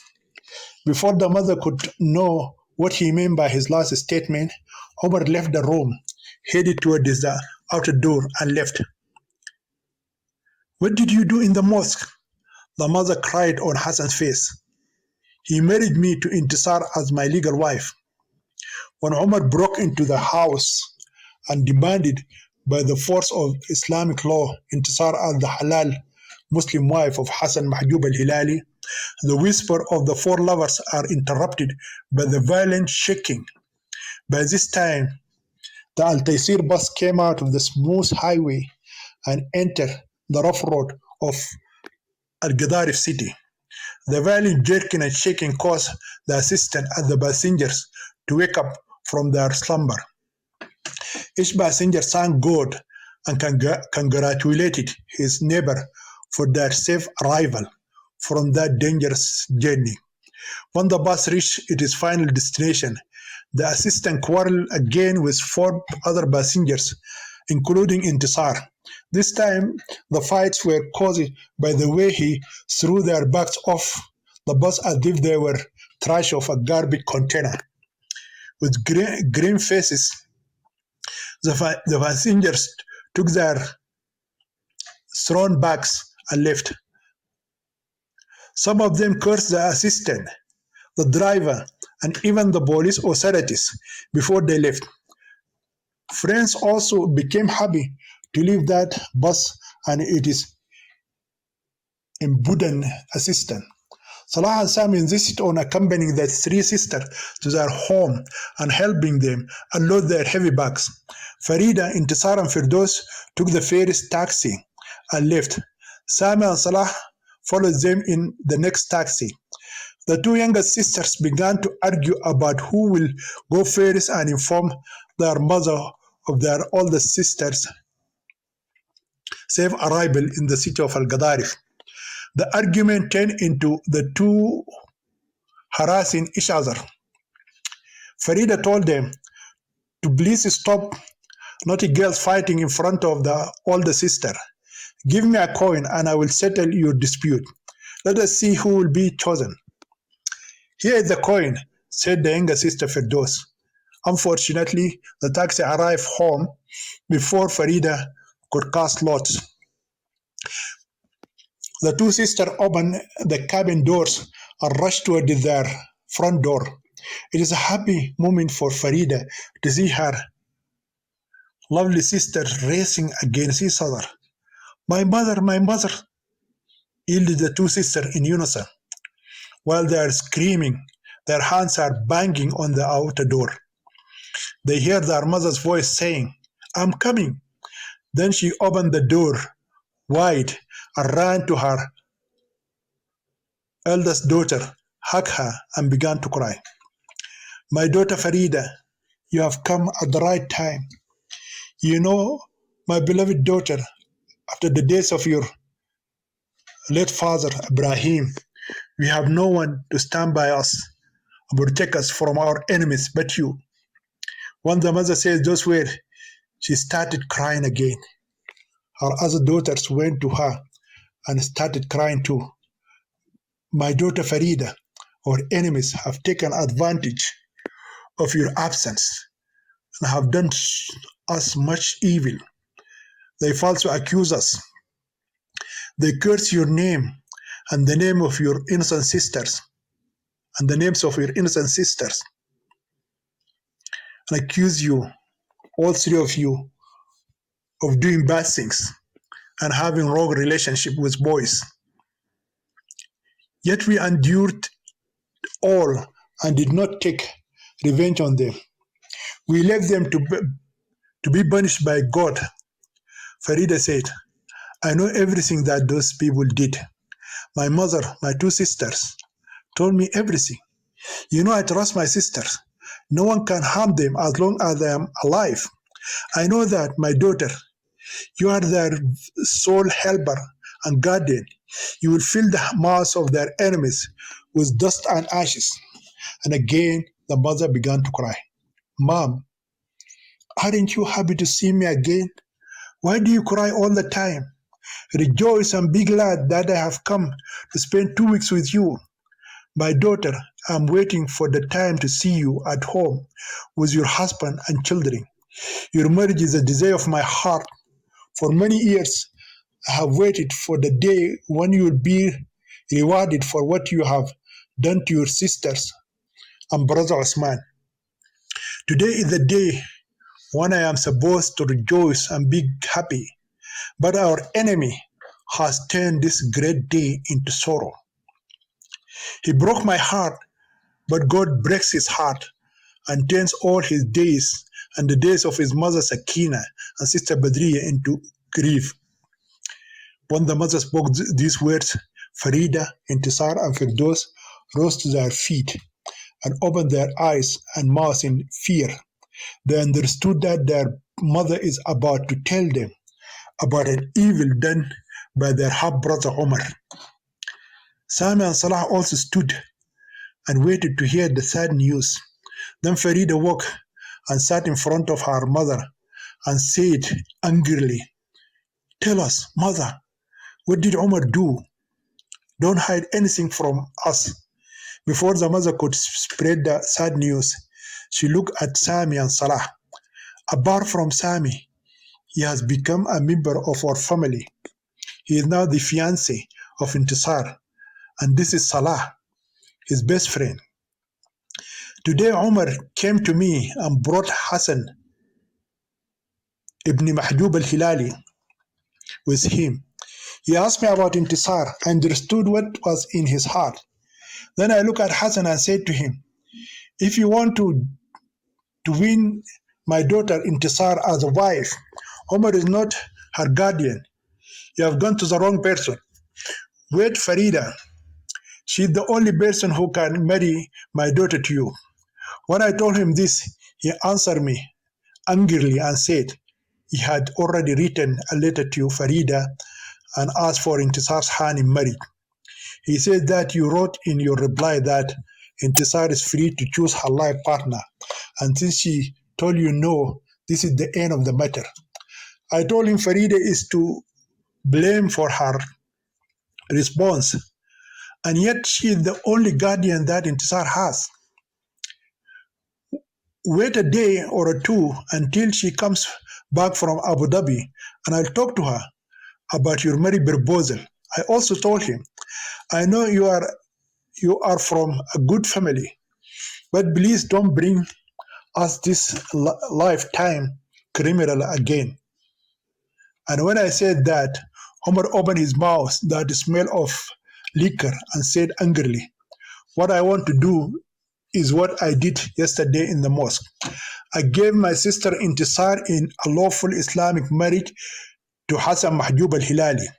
Therefore, she is no longer under your control or Farida's power because she became this man's lawful wife.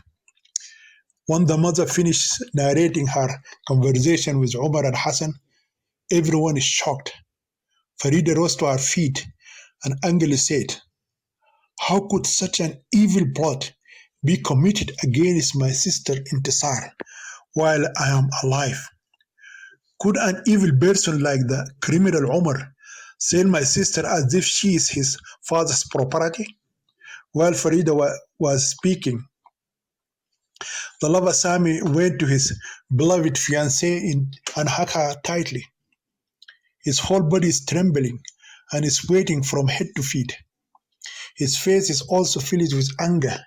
He looked at the others and said with much firmness and anger that no power in heaven or a power in the whole world can separate me from Intisar because she gave me her life and I sold my life to her.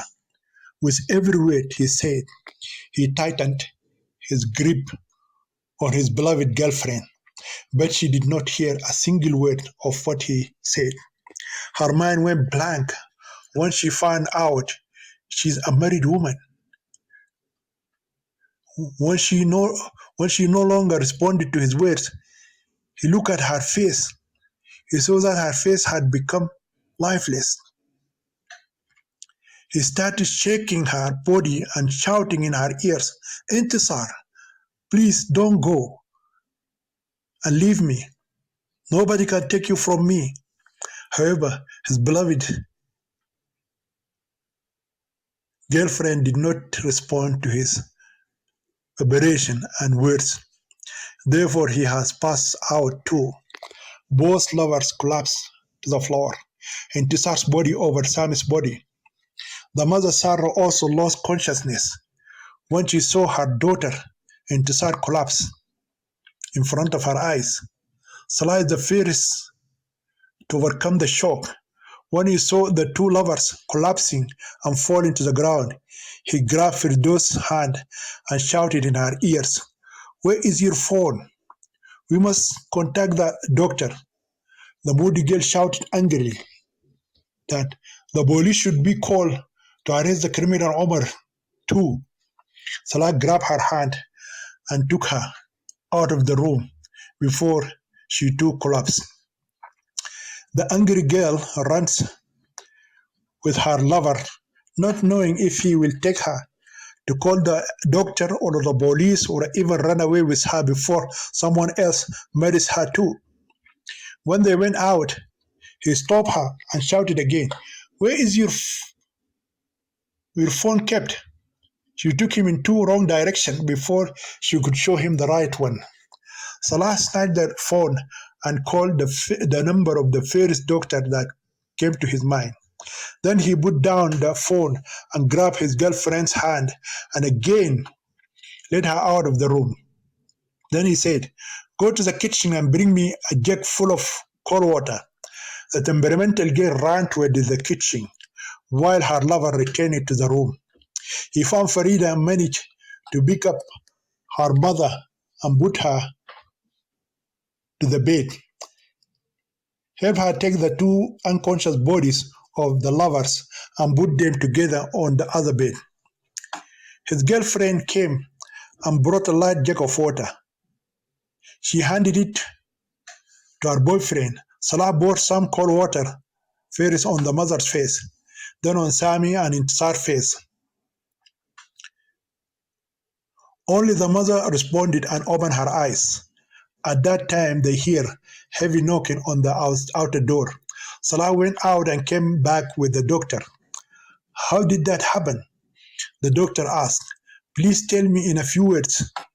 A plot has been hatched by their enemies to separate them from each other, and they could not bear the shocking news that the girl is married another man without her consent. They're engaged to each other. The doctor did not ask any more questions. He started working right away. 10 minutes later, Sami responded to the treatment, but his girlfriend remained unconscious. In the other 15 minutes, Intisar opened her eyes, but could not recognize anyone. So the doctor took Farida and Salah out of the room and told them that she has most likely lost her memory. Then he gave Intisar and Sami some pills and injection, and he went. Heavy dose caused the two lovers to fall into a deep sleep. Then Farida, Firdos, their mother Sarah and Salah took chairs and sat on the balcony of the house and began to discuss the serious matter. Whom do you blame for this evil plot, mother?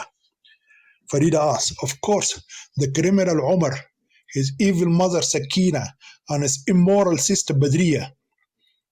Firdaus said, I think Hassan paid Umar a lot of money. No doubt about it. Farida said, that the dirty man agreed to sell his sister for money. We should hand him over to the police if he comes here again, Firdaus said. Now tell me, my mother, what is the name of the Imam, the Mazoon, who conducted the marriage contract? Of course, Maulana Sheikh Marzouk, Firdaus said. Yes, he did it.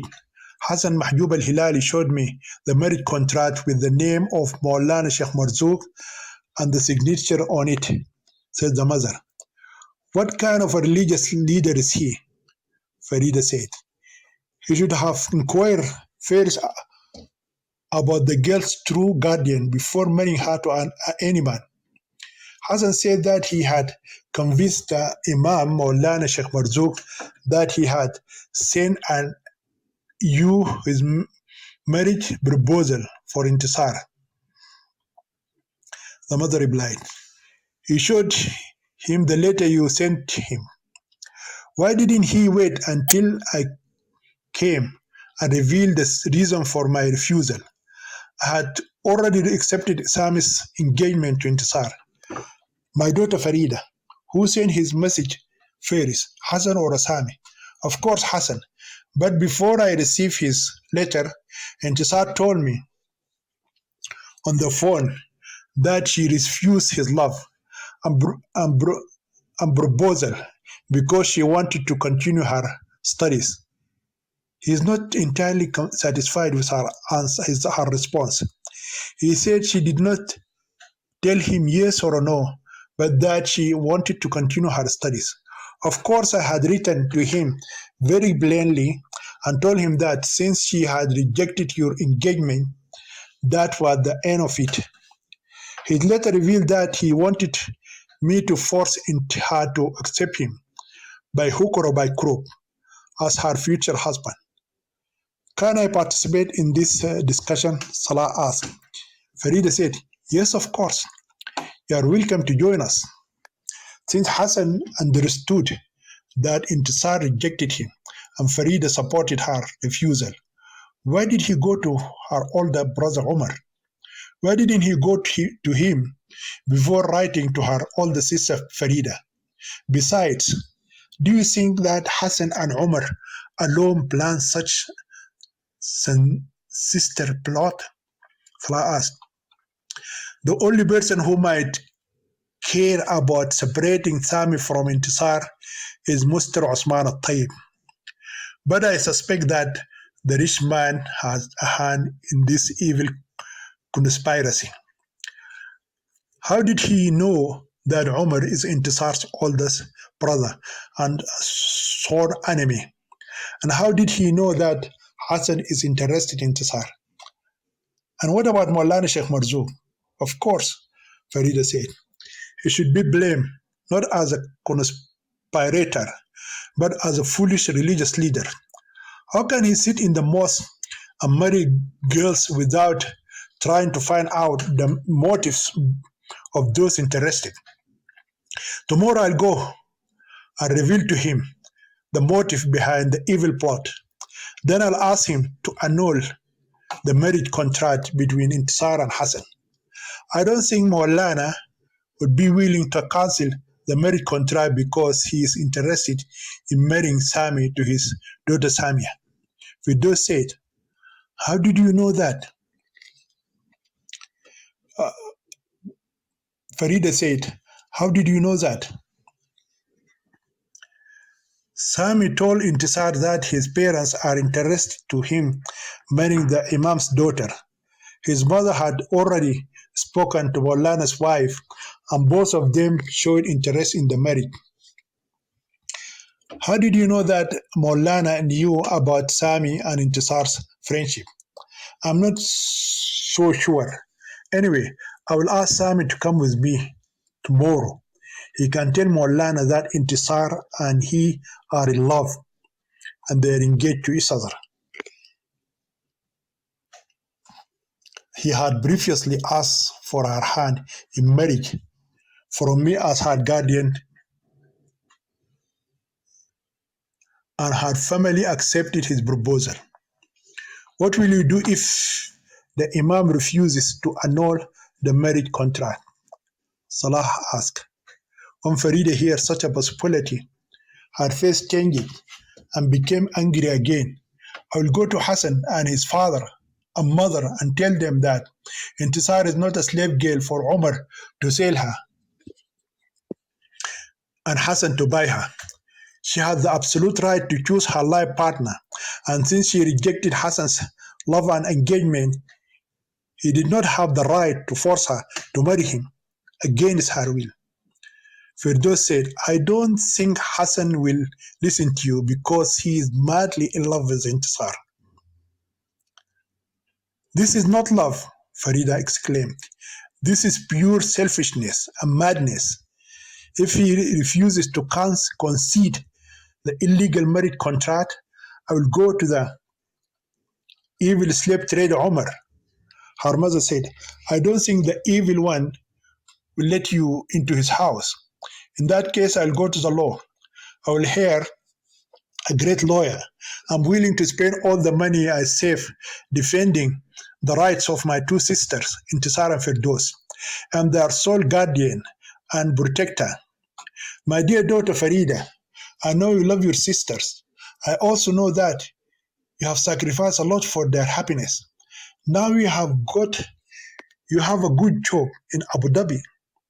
Why do you want to leave your job and run after the courts and lawyers? What do you want me to do, mother?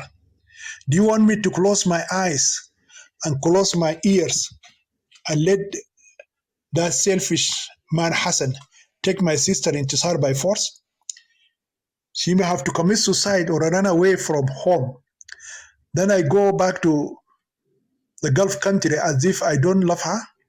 My beloved daughter Farida, I did not say that you should do that. Please listen carefully to my advice and then speak up. Intizar is my daughter, and no mother wants evil to happen to her child. My advice is this.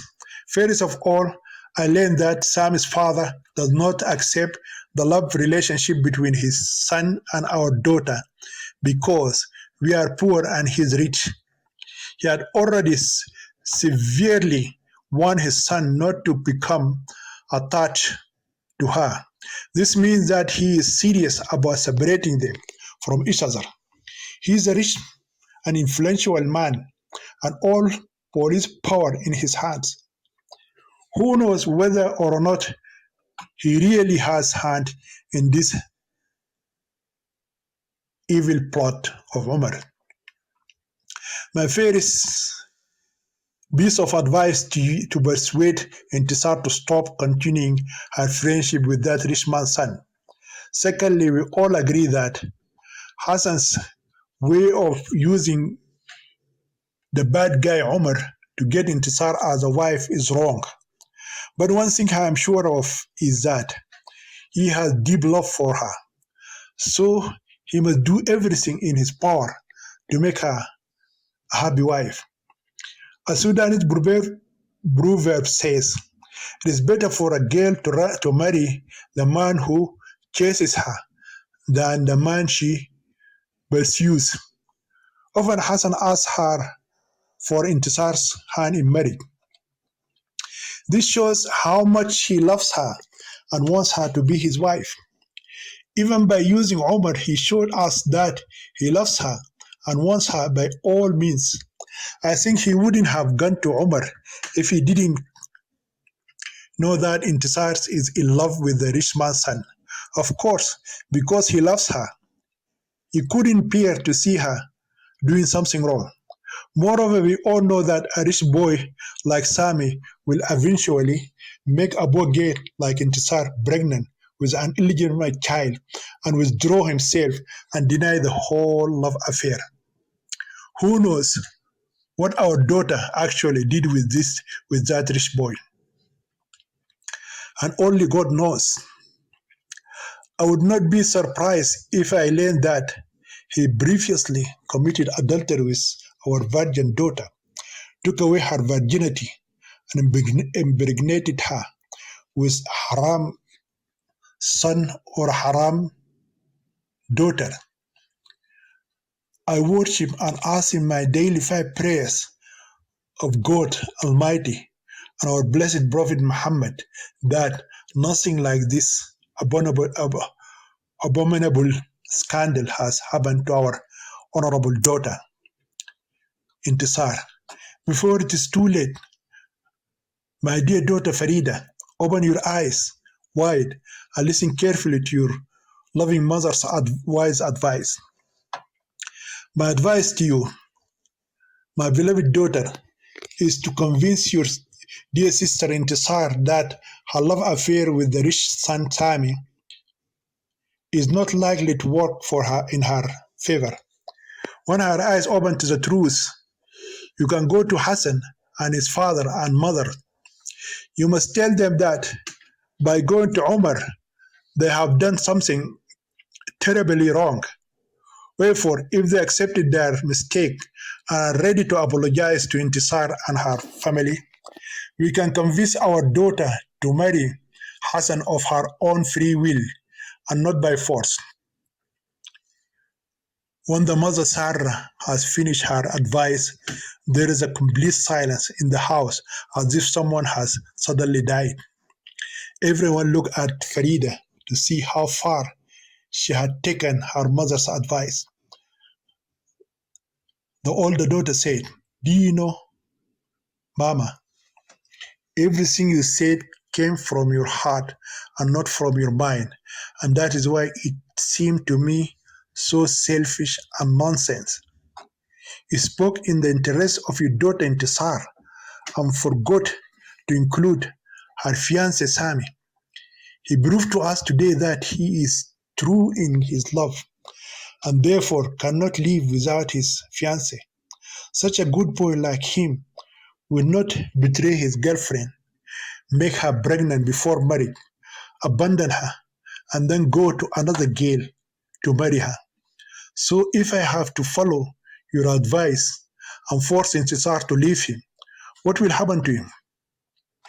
He'll go crazy, commit suicide, ruin his life by drinking alcohol.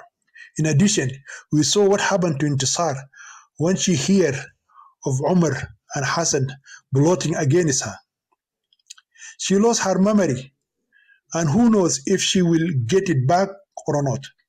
She may kill herself or run away from home and go and live with Sami without marriage. Otherwise, she may kill Hassan if he attempts to rape her or force her to live with him against her will. Many other unforeseen evils may happen to the lovers Intisar and Sami if we try forcibly separate them. Therefore, I will not allow such evil people like Umar and Hassan to destroy the lives of my beloved sister Intisar and her lover Sami.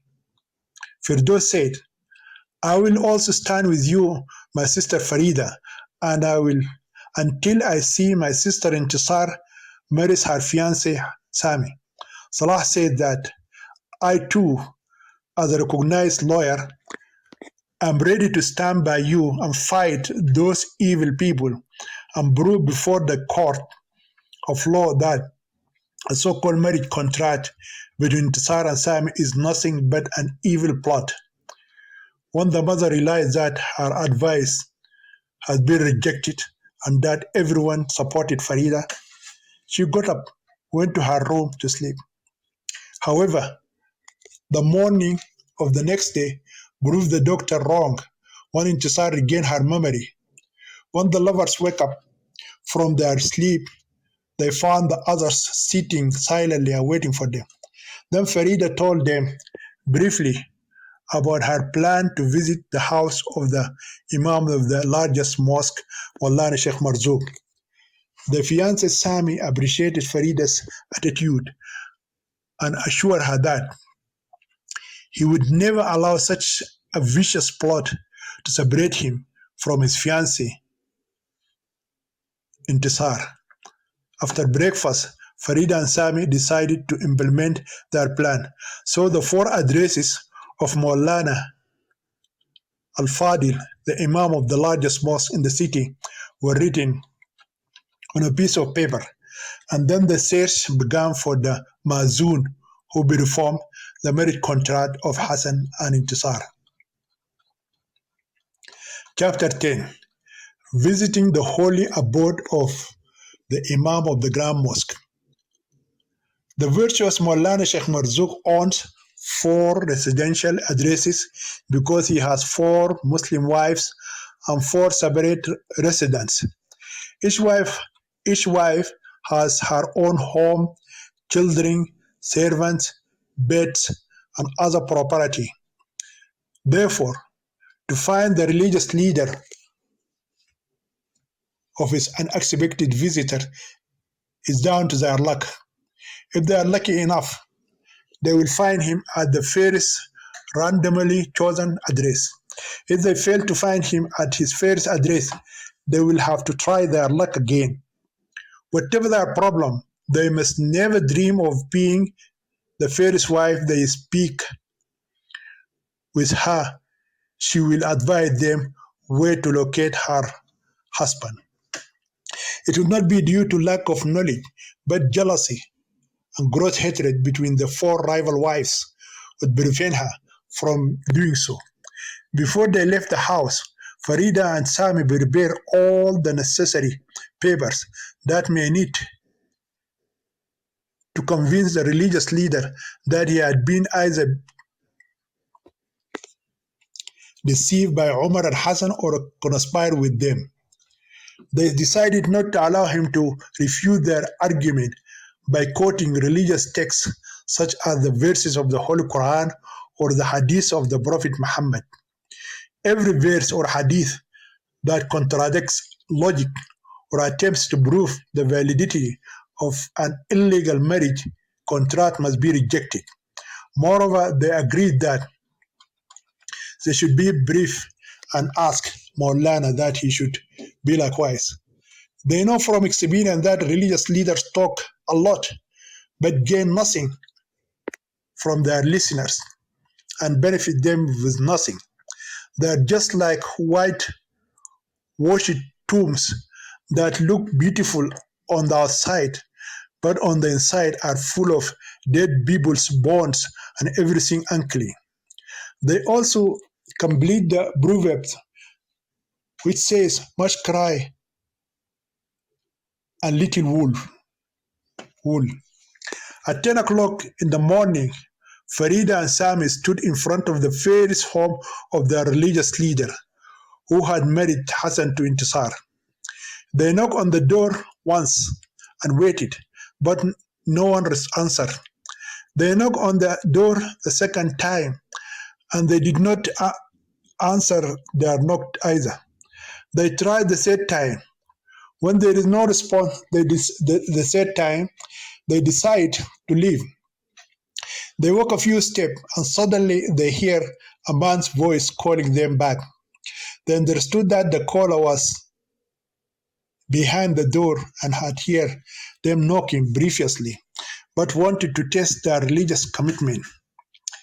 When he was completely satisfied that they would not disobey the religious advice of the Prophet not to knock on the door more than 3 times, he answered, "Who is there at the door?" "We are 2 visitors who came to see our virtuous Maulana, Sheikh Marzouk." Farida answered in a sweet female voice, "May I know your name, address, and the purpose of your visit?" "My name is Farida Ibrahim Mustafa Jabir. I live in Hillat Al Maidan, house number 277, Graveyard Road. The purpose of our visit is to discuss a serious matter with our virtuous Imam regarding my sister Intisar. I don't know the name or the address. Can the other visitor reveal his identity?" "I'm Sami Osman Al-Tayyib. I live in Hayy Nasr, villa number 449, a quiet residential area on Businessman Street. The name and address are known to me, but I am sorry to disappoint you because the blessed Maulana Sheikh Marzouk is not at home at present. Can you please try his other 3 lodgings? Can you tell us where the blessed Imam will be at present?"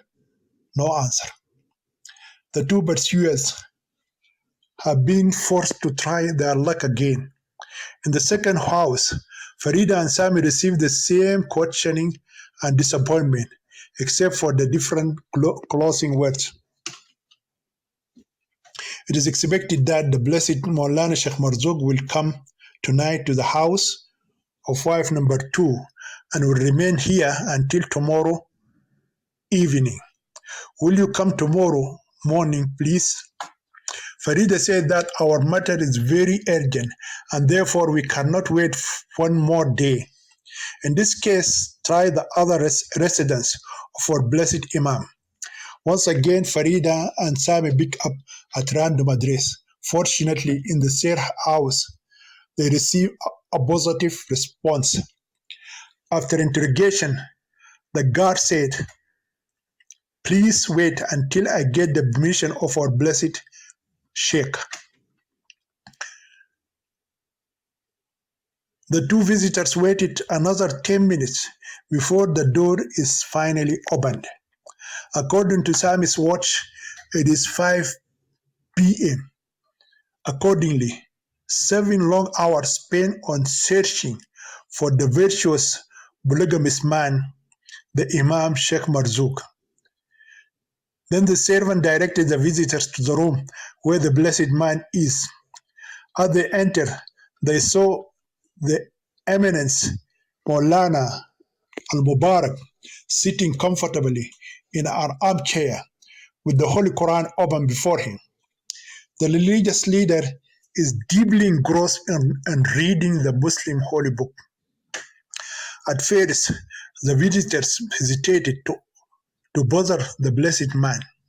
His long beard, large turban, and white robe reveal his inner holiness and righteousness to them. But their urgent matter cannot wait until Maulana has finished reading from cover to cover the entire Holy Quran. "Peace be upon you, our blessed Imam," says the 2 visitors in unison. They repeated this phrase 3 times before Maulana said, "Peace, mercy, and blessing of God be upon you." Then he closed his copy of the Holy Quran and took out his prayer rosary and told them to sit down. "Are you Sami, the son of the righteous man, Mr. Osman al-Tayyib?" Maulana said happily, "Yes, me. Your father is a good man. Never miss a day of weekly Friday prayers. He's a great blessing for our city. He built the largest mosque in our city, the women's ward in the civil hospital, the girls' high school, the religious library, and the charity house for poor children and orphans." Suddenly, one of the visitors interrupted the praise of the blessed Imam. Sami said, "Excuse me, sir, I know all these things. I would be glad if you don't mention them to me again. I know, my son, that only Satan praises himself, but that your father's good deeds sometimes compel us to speak of them before others. If we have 10 good men like your father, our city would be a perfect place or a utopia. I'd be extremely glad if you would stop talking about my father and listen to our problem. I'm at your service, my blessed son. Tell me what your problem is." Before the two visitors began to recount their tragedy, they hear a sweet female voice saying, "Dad, may I bring a juice drink for your guest?" "Yes, you can, my blessed daughter. Bring cold drinks. Today we have a great visitors." In general, women are not allowed to enter the men's section of any Muslim house, but on that day, the restriction is relaxed because of the great visitors, Sami. Every Muslim house is divided into a section for men and a section for women. They are like public washrooms for ladies and gents. There's between the two sections a high wall of separation. Woe to the man who dares to enter the forbidden section of the woman's quarters. He will be killed on the spot, and his blood will be upon his shoulder. In, in no uncertain terms, he is not allowed to view those women who are treated like totem animals. Only close relatives, such as a husband, father, or a brother, can enter the humid section of women. Anyway, that day came a young teenage girl with a tray full of lemonade bottles in her hands. She's a pretty young woman, but overweight. She appears to the guests to be a shy, boring girl. Sammy guessed she is the girl his father was talking about. He quickly compared her to his beloved fiancée. He saw so many differences between the two girls. Intisar is bold, intelligent, and 100 times more beautiful than the Imam's daughter, Samia. When the girl served drinks, her father asked her to greet the guests. She only shook hands with the VIP male visitors and thus breached another religious restriction. According to Islam, a woman may not touch the hand of a stranger. It is haram. Moreover, the virtuous girl on that day does not cover her entire body with a baya, veil, or a niqab, which is what the Imam's daughter usually must do. She wears a short dress and very transparent sari and veil. Therefore, the important male visitors have seen her face, her legs, her thighs, her hips, and her light buttocks, which is another grave Islamic violation. She willfully ignored Farida as if she isn't a female like herself. She just greeted Sami. Maulana al-Fadil proudly said, "This is my blessed daughter, Samia, Marzouk. The two visitors are silent. I think your father may have talked to you about her marriage proposal to you. He told me that. Yes, he did. But I am sorry to say that I have already chosen another girl as my future life partner. Sami's direct response felt like a hammer on Molana's head and like a poisonous dagger in his daughter's heart. The daughter Sami at once ran out of the room to hide her tears. Perhaps Sami would not have spoken so harshly if yesterday's incident had not happened. Believing that the Imam of the mosque had a hand in the sinister plot, the lover felt justified in avenging his grievous wounds and violating his fiance's right to choose her life partner. The profound impact of Sami's words made Molana suddenly harsh and rude in his speech as well. There is a complete silence for a while. One can hear a pin drop. Farida said, and broke the silence. Well, can we talk now about our problem? What problem are you talking about? Molana shouted angrily. We have come to tell you that some bad guys have deceived you in this city. That's why you conducted my sister's marriage contract illegally with a man without her knowledge, consent, or a presence. So we want you to scrutinize the whole thing and see how they deceive you. And when you are convinced, you must annul the illegal marriage contract. What kind of marriage contract are you talking about? And who are the people? The guardian, the alleged guardian of my sister is Omar Ibrahim Mustafa Jabir. My sister's name is Intisar Ibrahim Mustafa Jabir. The man who functioned as a pseudo husband is called Hassan Mahjoub al-Hilali. When does this marriage take place? Not sure of the exact date, but most likely a few days ago. Then the virtuous Imam took out his marriage record from a drawer on a table near him and began to read it silently. After reading, he raised his eyes and said seriously, "What is wrong with this marriage contract?" The bride's guardian was present. The husband was present. Witnesses were present.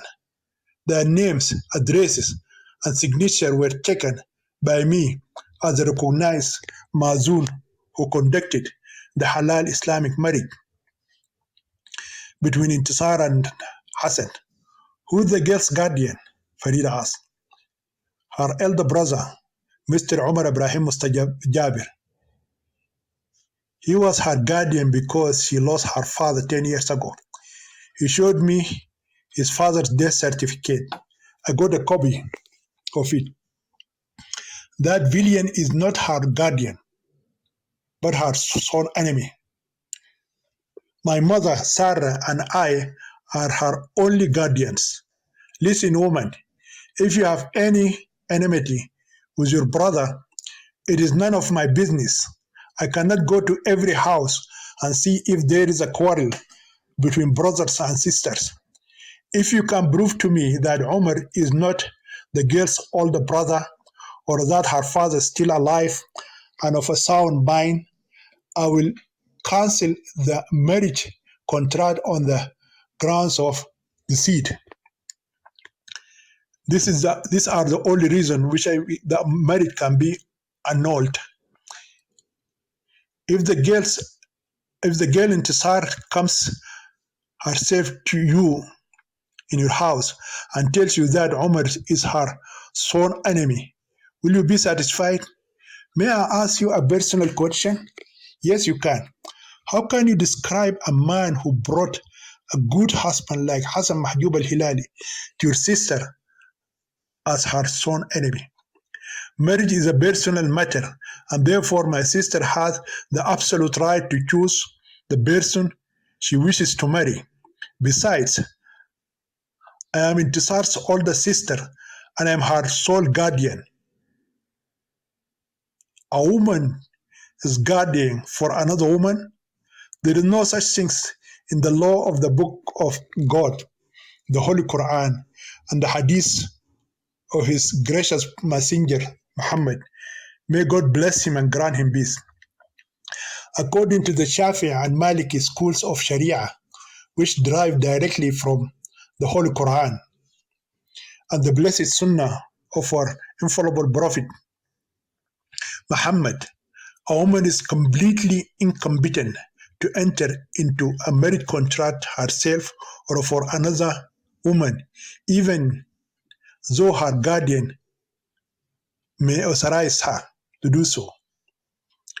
A father or a guardian brother can contract the marriage of his virgin daughter or his virgin sister without asking her consent, whatever her age. I strongly protest and reject such unfair legal law. How can God's law force a girl to marry someone she doesn't love, and that too without her knowledge or prior consent? Farid exclaimed. Are you a university graduate or a communist, an atheist or a feminist? That is why you are protesting against the law of God and His noble messenger, asked the Imam. Yes, I am a university graduate and I am proud of that. In this case, I am sorry. I can do nothing. I can't do anything to help you. If you have any complaint against the legality of the marriage contract, you are free to go to the Sharia court. What do you mean by the marriage contract? Sami shouted. By the marriage contract, I mean that the guardian or whoever acts on behalf of the bride announce her marriage to the groom. This announcement is called the offering, and the groom announced that he is taking her as a wife. This declaration is called acceptance, and a certain dowry is paid by the bridegroom. If the girl does not accept the marriage, will you continue to call it a legal marriage? Sami shouted again. I have married hundreds of girls to men in this city, but I had not asked any of them whether they accepted the marriage contract or not. I hadn't even seen any of those girls or brides. Do you believe this ancestor blood is legal Islamic marriage? Sam shouted in the face of the blessed Imam. What do you mean by blood? Wallah shouted back. I mean the evil plot that you have gathered evil people in your hands to prevent me from marrying my fiancée Intisar. Sami Osman al-Tayyib, Maulana cried aloud like a scary ghoul or an angry ogre. How dare you call a good man like me a conspirator? Meanwhile, all the neighbors of the four houses nearby heard his screams and started to look through their fences as they looked at the big fight. You are a conspirator, and you wanted to separate me from my beloved and fiancée Intisar in the hope that I would marry your daughter Samia. But let her know, your daughter and her mother and you too, neither you nor any power in heaven or a power in the entire world can take Intisar from me or stop us from marrying each other. When the religious leader felt that he has been humiliated, challenged, and abused by Sami, and that is hope for his daughter's marriage to a rich son he lost, could no longer he tolerate it. His body began to shiver and sweat, and his eyes turned red. So he shouted angrily while his mouth foamed. If you marry that girl Intisar, then I'm not the religious leader, a righteous imam of the largest mosque in this city. Not only will I marry her, but I will prove to all the people in this city that you are a conspirator and a fraud, and you are a vile old man and a selfish, evil religious leader. The blessed Imam felt Sami's words like a big hammer hitting his head and a poisoned dagger hitting his wounded heart. He had never been called out with such insults before. Therefore, he opened his mouth and revealed another evil conspiracy. And let me add to your information another report that I not only performed the marriage of Intisar with Hassan, but also with the same guardian and witnesses. And on the same day, I held the marriage of her sister, Firdos Ibrahim Mustafa Jabir, with your father, Mr. Osman Taib. Now go to any Sharia court or a secular authority in this country and let them annul the two lawful marriage contracts I performed into the largest mosque in the city of Al-Qadar. I tell you in advance that no authority in heaven and no power on earth can annul Hassan's marriage to Intisar or your father's marriage to Firdos. When the despicable Imam exposed the second evil scheme of the other conspirators, Farida could not control her righteous anger any longer. She stood up and ran towards him and beat on his face and slapped his head and kicked his record of the two marriages and the book of the Holy Quran into the air with her feet. His white turban came out of his large head, revealing his bald head. And now he appeared to his visitors and neighbors as dangerous criminal and not a righteous imam of the largest mosque. Then Farida jumped on him, grabbed his throat, and began to squeeze his neck. She needed a few minutes to turn the old goat into a dead corpse. But Sami caught her hands, just in the nick of time and pulled them out of Molana's throat. With great difficulty, he managed somehow to drag her out of the room and to the outer door. Then he convinced her to deal with the matter fairly through the law. After that, the two angry visitors walked out of the Imam's house, leaving behind their furious religious leader, his fair wife, Salama, and his rejected daughter, Samia, shouting in loud voices and many nasty insults, obscene curses, and grave life threats.